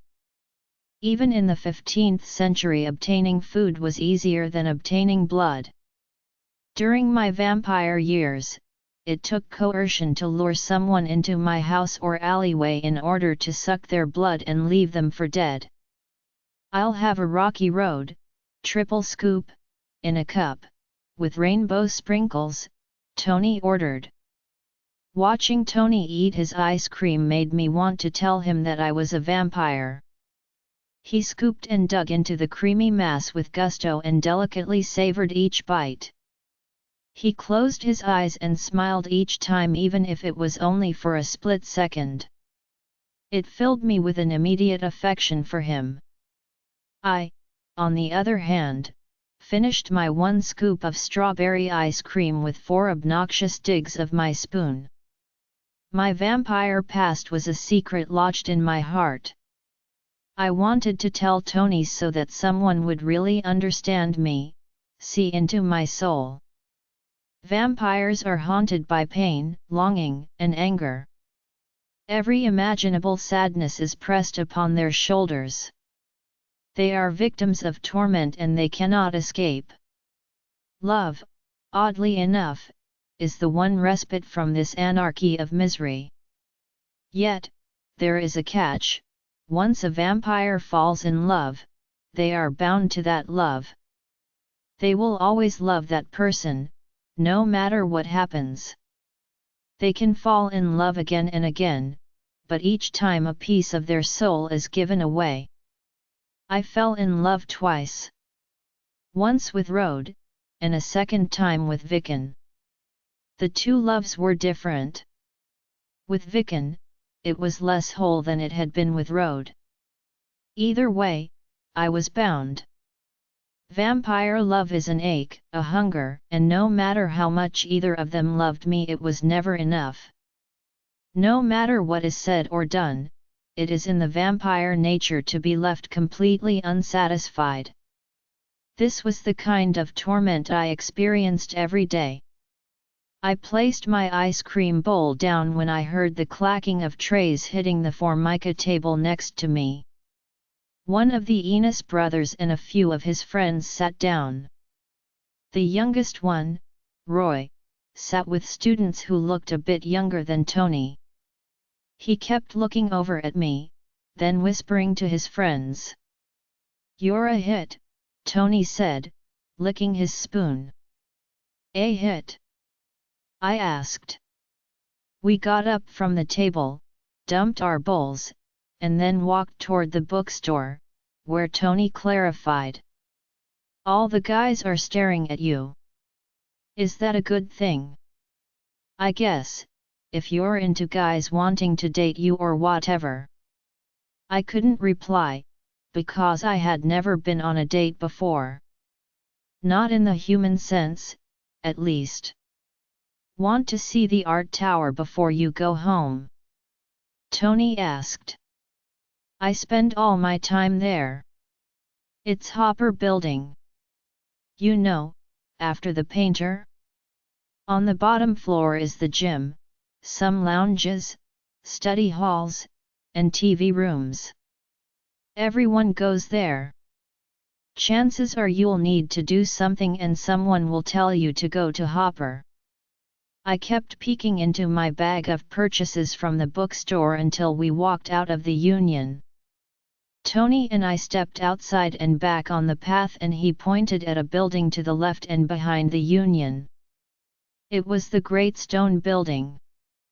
Hugging the front entrance was a medieval-style stone tower. It stood directly to the right of the building and stretched up toward the sky. It faced north, in the direction of the main entrance, but I knew if I were in the tower I could see a full view of the campus. We crossed over a long meadow. As we got closer I looked left at another dormitory. Most of the buildings I had seen so far were no more than 4 or 5 stories high. It was dinner time, so most students were picnicking outside. Once we got to the glass door of Hopper, Tony held it open for me. In the foyer, I could either go straight into the building or up to the tower. There was a winding staircase just to the right of the main door. We started up the 4 flights toward the topmost floors of the tower. "Wickham is so different from what I'm used to," I said, holding on to the banister with my right hand and my bookstore bag with my left. "There are people everywhere." Tony looked back and smiled. He was ahead of me, leading the way up the circular staircase. "I like your British accent," he said. I didn't respond, but a tingle crept through my chest and I knew that I liked the compliment. At the top floor, we reached the art studio. "Like I said, this is where you can find me almost any time," Tony said, and placed his own bookstore bag onto the floor. Small, rectangular, castle-like windows lined the circular, stone walls. Easels were peppered about, though they were without artwork as the school year hadn't started yet. Papier-mâché masks dangled from the ceiling by thin wires. Some were made to look like bowls with horns, others like human faces. Paint brushes and black charcoal stubs lay in metal and plastic bins, and 10 wooden desks circled the room, each with their own particularly unique splatter of paint. The room held a vibration, one of promise and creativity. I could tell, no, I could feel, that wonderful moments had been experienced in that room. As a vampire, this would have enraged me. How odd, I thought. I'm not a spectator to happiness anymore, I said while running a hand across the top of an easel. What did you say? Tony asked. Oh, nothing. I spun around to face Tony. You like Wickham? Tony paused. I'm here on an art scholarship. What does that mean?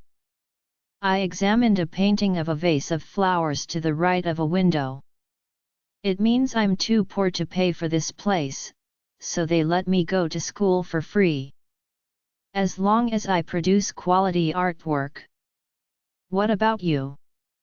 I'm not on scholarship, I said, watching Tony carefully to see if this would matter to him. He shrugged. It's cool. Just promise me you're not one of those rich girls who only dates guys who play lacrosse or football and drive really nice cars. I had no idea what half of that even meant. I think I promise, I said. I live in Quartz. We passed it on the way here. It's one of the guys' dorms, Tony said. I have to live with all the jocks. Justin Enos. I offered with a sly smile. Yeah, Tony said, rolling his eyes. But in my mind, Justin was bronzed and beautiful, pushing his way out of the ocean. I turned to Tony. Well, don't worry.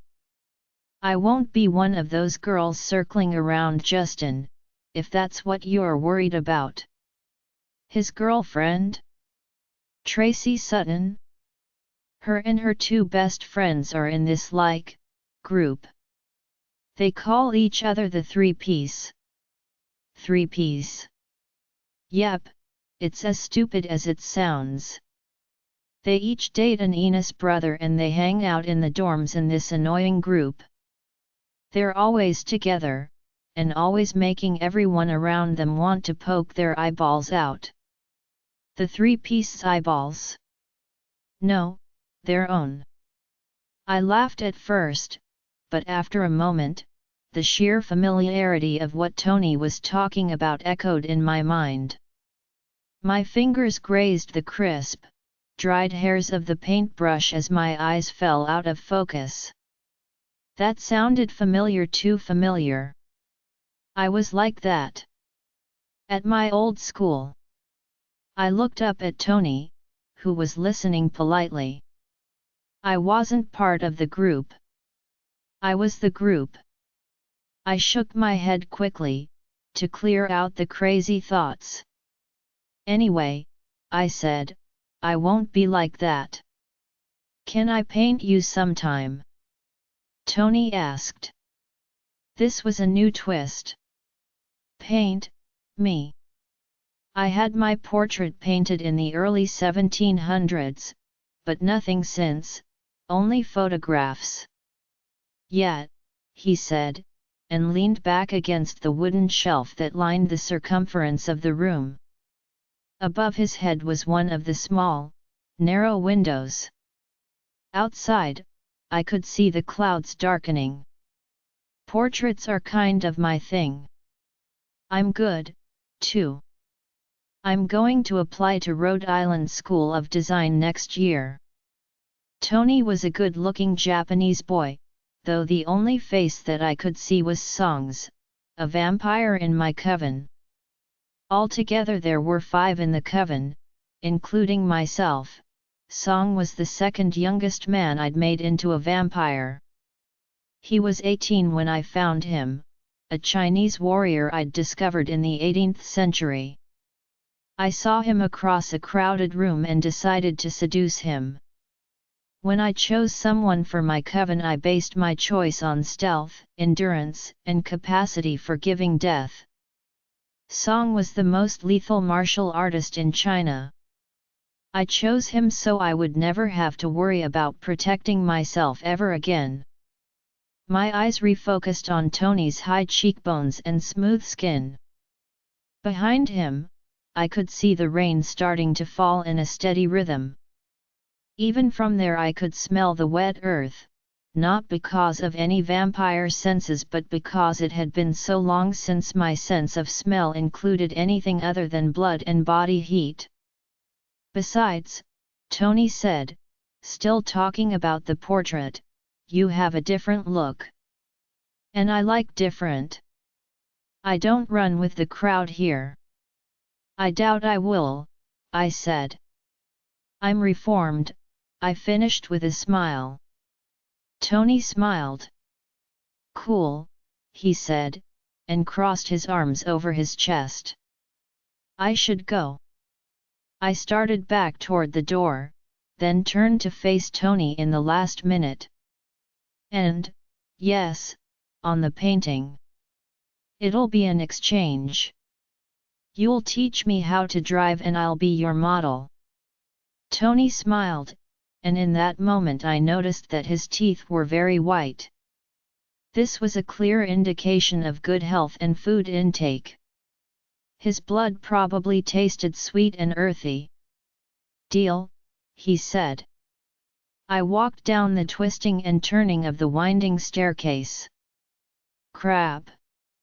Crap! Crap!"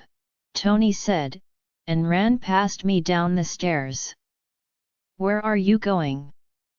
I asked. "Just noticed the rain," he said. "Left my window open." Tony hopped 2 steps at a time, so his bag of schoolbooks swung dangerously in the air. His sandals slapped against the stairs all the way until he reached the ground floor.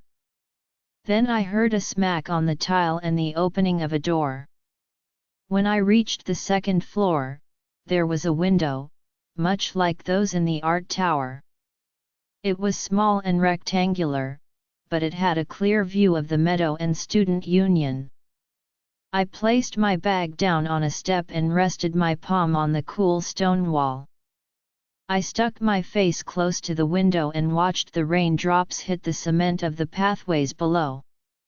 Then it occurred to me I hadn't stood in the rain and let it drop down my skin since 1418. The last time I felt the raindrops was the night I left my mother's earring in our apple orchard. The night I met Rode and fell in love at first sight. The night I died.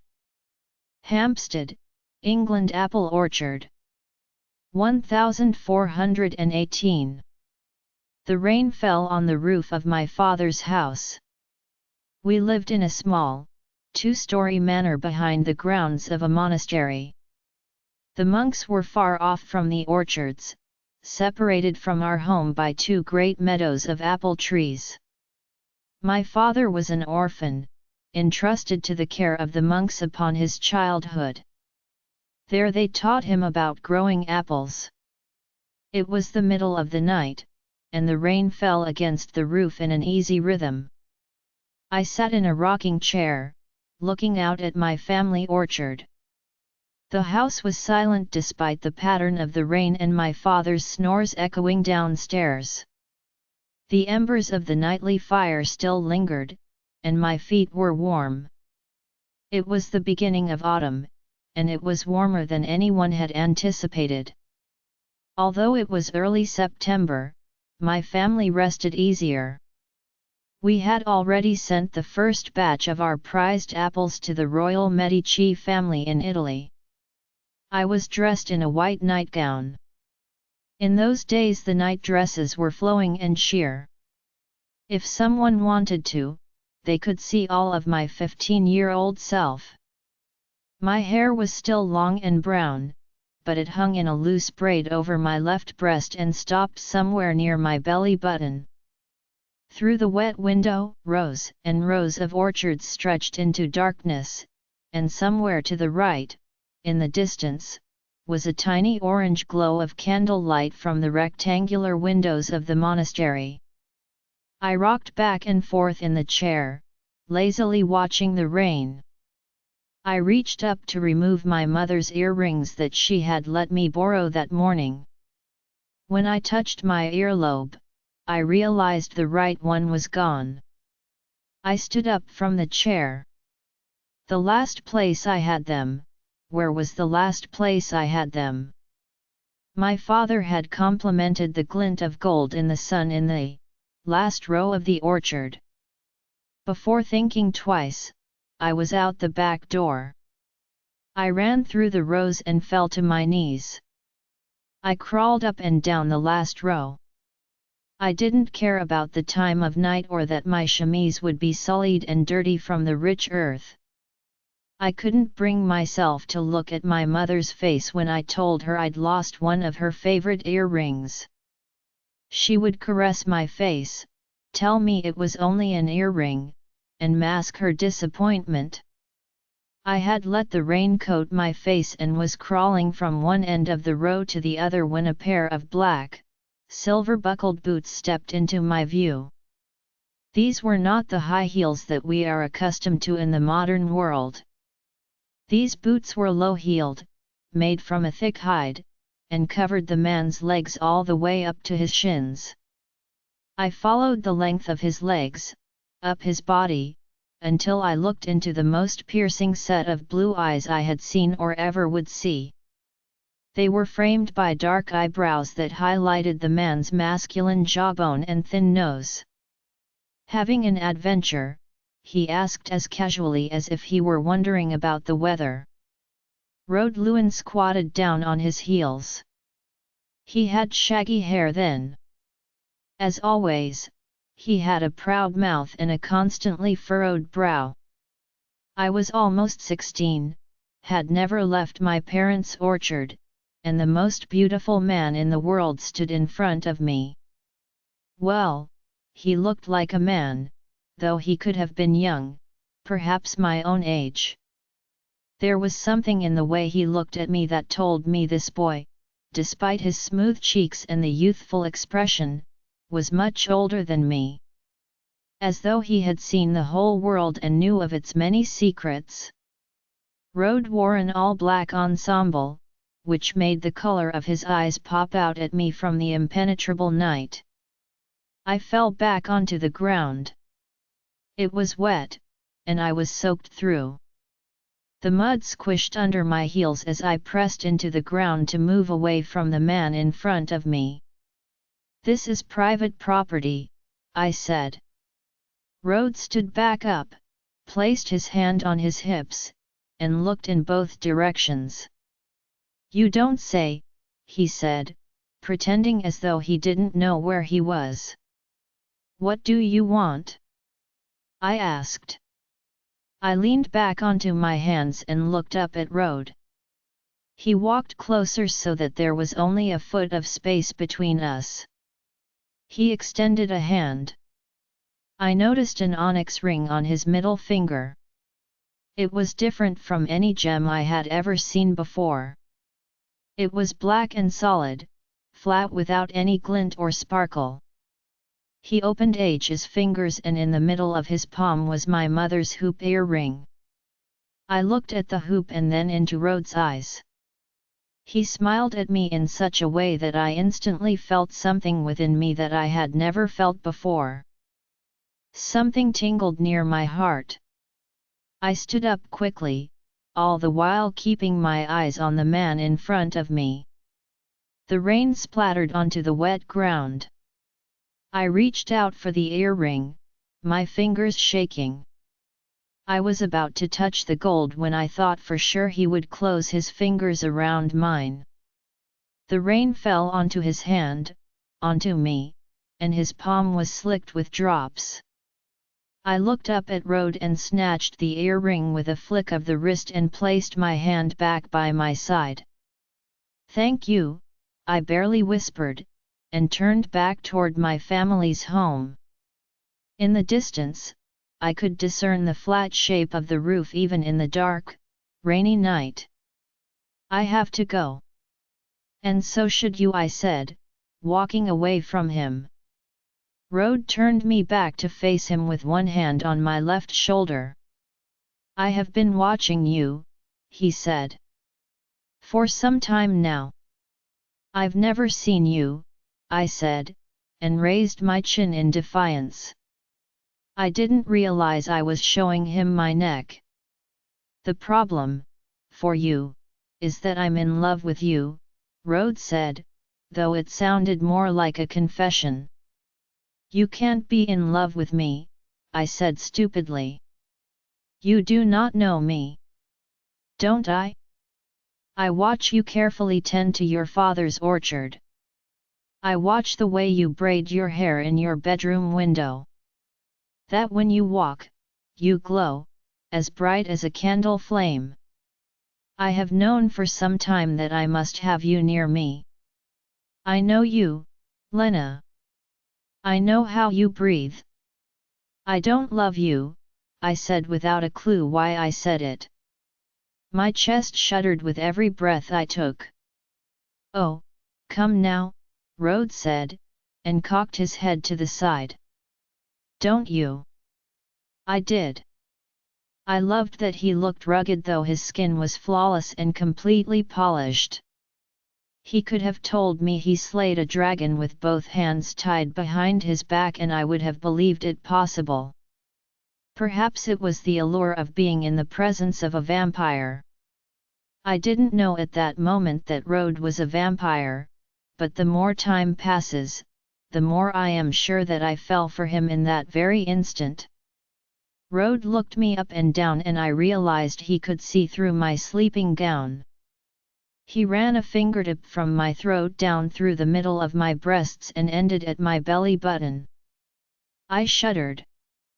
Out of nowhere, he hooked a hand around my waist and brought me against him.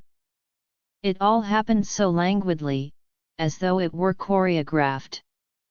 The slap of our wet bodies when Rode brought me close, and the feel of his palm on my forehead as he wiped a string of hair out of my eyes.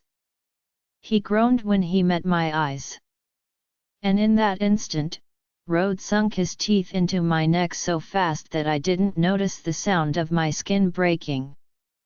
The rain fell in gorgeous patterns outside the art tower window. The campus was drenched, and once my eyes refocused I watched students run for shelter or jump over puddles. There were dozens of students outside. But the ones closest to me, 2 girls and a boy about my age, were smiling, holding their hands over their heads. The boy linked his arm around the waist of one of the girls, and they ran into the shelter of Quartz dorm.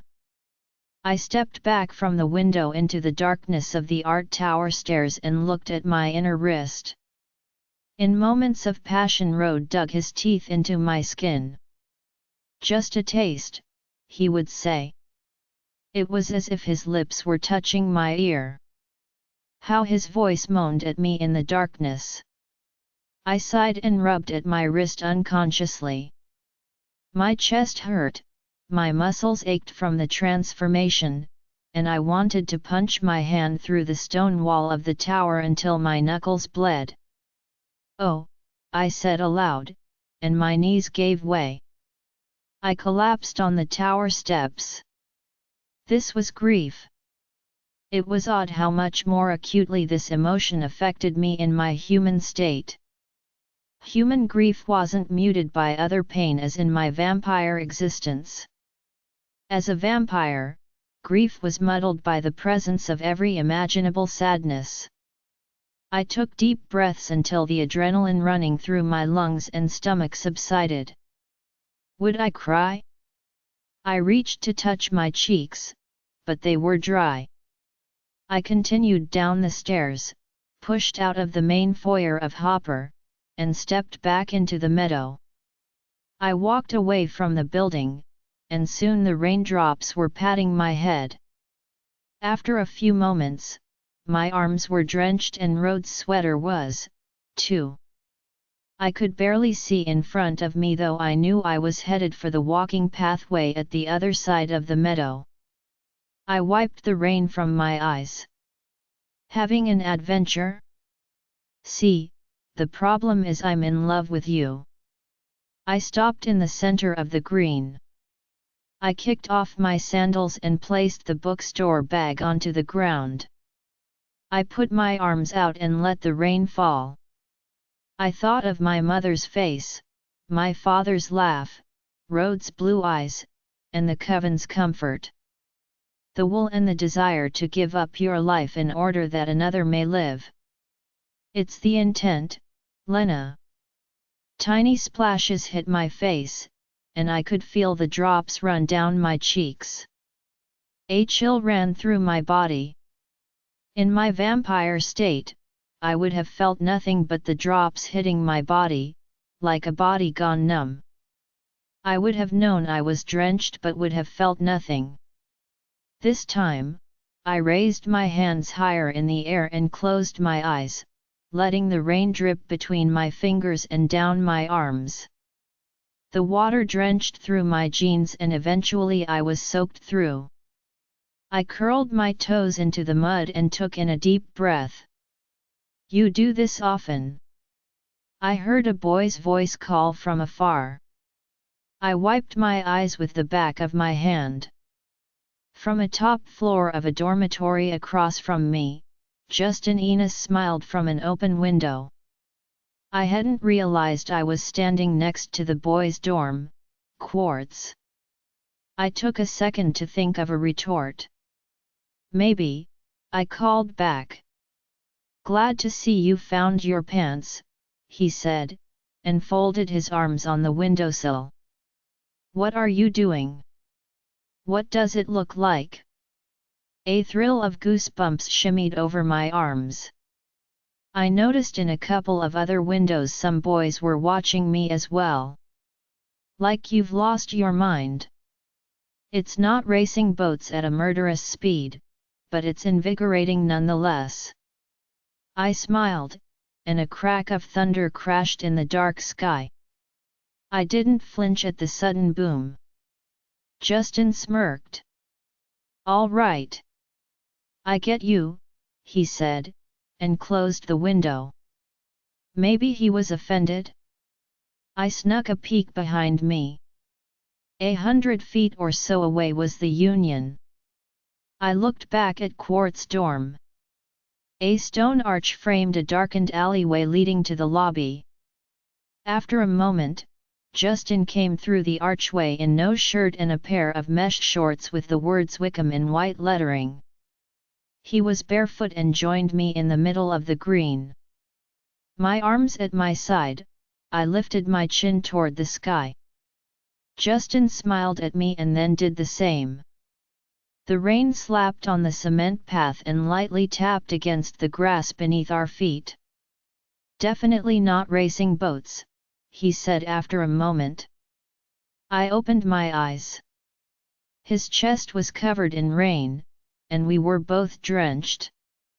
We smiled at the sky, then at each other, and for the moment I forgot I was nearly 500 years older than he was. What's your name? He asked, his green eyes protected by long, wet lashes. Lena Bodanti. He stuck out a wet hand. Justin Enos. We shook hands, and I held on a bit longer than I expected. His skin was rough on the palms but smooth on the top. He let go first. Thank you, Lena Bodanti, he said, and put his hand by his side before I could sneak a peek at his inner wrist. We kept our eyes on each other and I didn't look away. I tried to decipher the new emotion coming up through my body. It was strange. This boy wasn't Rode, but he was something to me. I examined the curve of his upper lip, the way it sloped down and met a proud and full bottom lip. His nose was slim, and his eyes were green but set farther apart than Rhodes. They were well framed beneath dirty blonde eyebrows. The green was so different from Rhodes' blue. My Rhode, who was gone forever. You look really sad, he said, interrupting my thoughts. Not what I was expecting. Do I? Justin lifted his face up into the air so the rain smacked his face even more directly. Are you? He asked, still looking up. I nodded once when he looked back at me. A little. You miss your parents? I shook my head. Brother, I said. It was the closest I would get to the truth. Boyfriend was wrong. Lover was wrong. Soulmate was a bit dramatic. What would cheer you up? He was almost smiling at me now, a crooked smile. Besides standing in the rain. This is helping, was the thought that came to mind. Thank goodness it was getting dark. He couldn't see me blush. I'm not sure. I'm gonna have to do something about that, he said. I could feel his energy. It was mischievous, yet he was harmless. I liked the combination. He started to walk backward toward his dorm. He admired me with a look of relaxed contentment and said, "See you at assembly." I picked up my bag of books and headed toward the path to Seeker. Once on the pathway, I looked back at his dorm. He was in the archway of the building, leaning his shoulder against the stone, and had one ankle crossed over the other. The rain was still falling, and when our eyes met through the drops, he cracked a smile and turned into the darkness of the building alleyway. Chapter 5. Babe. Babe. I smacked the alarm clock with the palm of my hand. Saturday morning, placement test morning. As I hadn't been, well, above ground, I was required to take the tests when I arrived on campus. The night before, I read directions for various electronics and fumbled with timers and dials. It all worked and I was awake at 7 a.m. in time to get ready and walk to Hopper. Turns out Tony was right. According to my itinerary for the first few days before school started, anything and everything I needed to do was in that building. With a backpack slung over my shoulder, I walked into Hopper Building and down the first floor hallway toward the administrative offices. As I walked, I noticed school advertisements and posters. A notable one said, "Biology Club. We love blood." I smiled, but I wanted to tell Rode.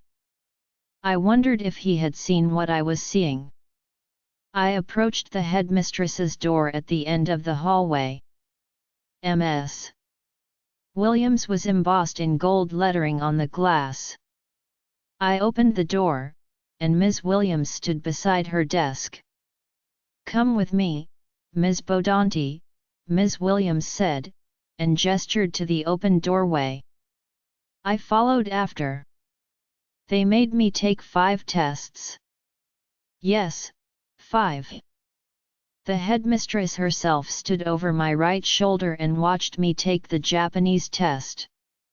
She didn't believe I could speak and write in every language that Wickham offered.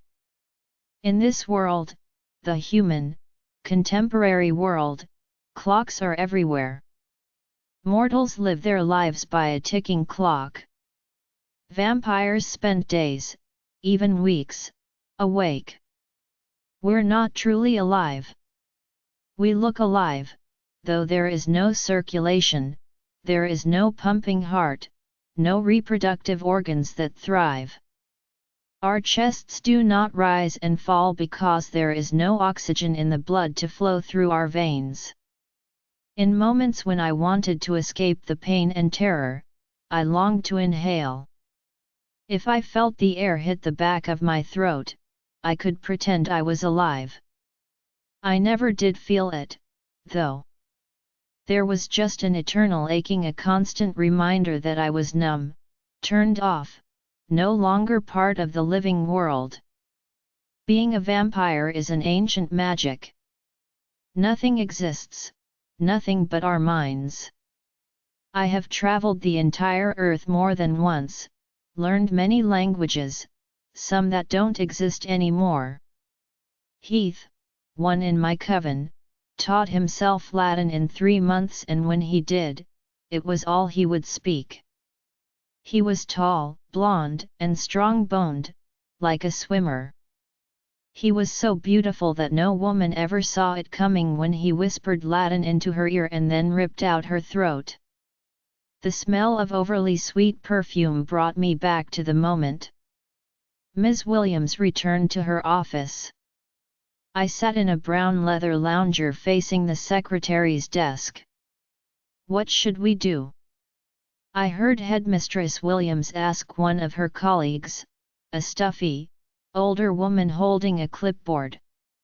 "She's placed out of all the AP classes," Ms. Williams whispered. "I need a job," I offered. Might as well throw in my 2 cents. Also, I had a promise to keep to road. "What are your strengths, besides speaking languages?" Headmistress Williams asked. "How about the library?" the stuffy colleague suggested. They were speaking about me as though I wasn't there. Anger shot through me, which surprised me at first. I wanted to kill them both, though something within me told me it wasn't a good idea. In my vampire life, I would have drained their blood and murdered them just to release the constant anger that afflicted me. For an instant, I imagined pressing my hands into the arms of the chair, standing up, and grabbing Ms. Williams's head between my palms. It would take no more than a flick of my wrists and I could have snapped her head back, drained her blood, and murdered her. Instead, I looked up and smiled lamely. "The library sounds excellent," Ms. Williams confirmed, and she pulled some paperwork out of a drawer in her desk. "Library?" That sounded reasonable. As my thoughts revolved around my days surrounded by books, something miraculous happened. My anger subsided. It ebbed away as the thoughts of books, pages, and comfort entered my head. As the 2 women continued to talk, I realized that what I was feeling was simultaneous emotions. Feeling joy, hope, and anger at the same time? That was enough to dissolve my anger instantaneously. I looked up at the stuffy administrator handing me a pen. On second thought, I wouldn't have sucked them dry even if I were a vampire. I hated the taste of anyone over 30, anyway. The rest of the audiobook will be continued in the next episode. Join us on Patreon for early access or more great audiobooks. A link is provided in the video description.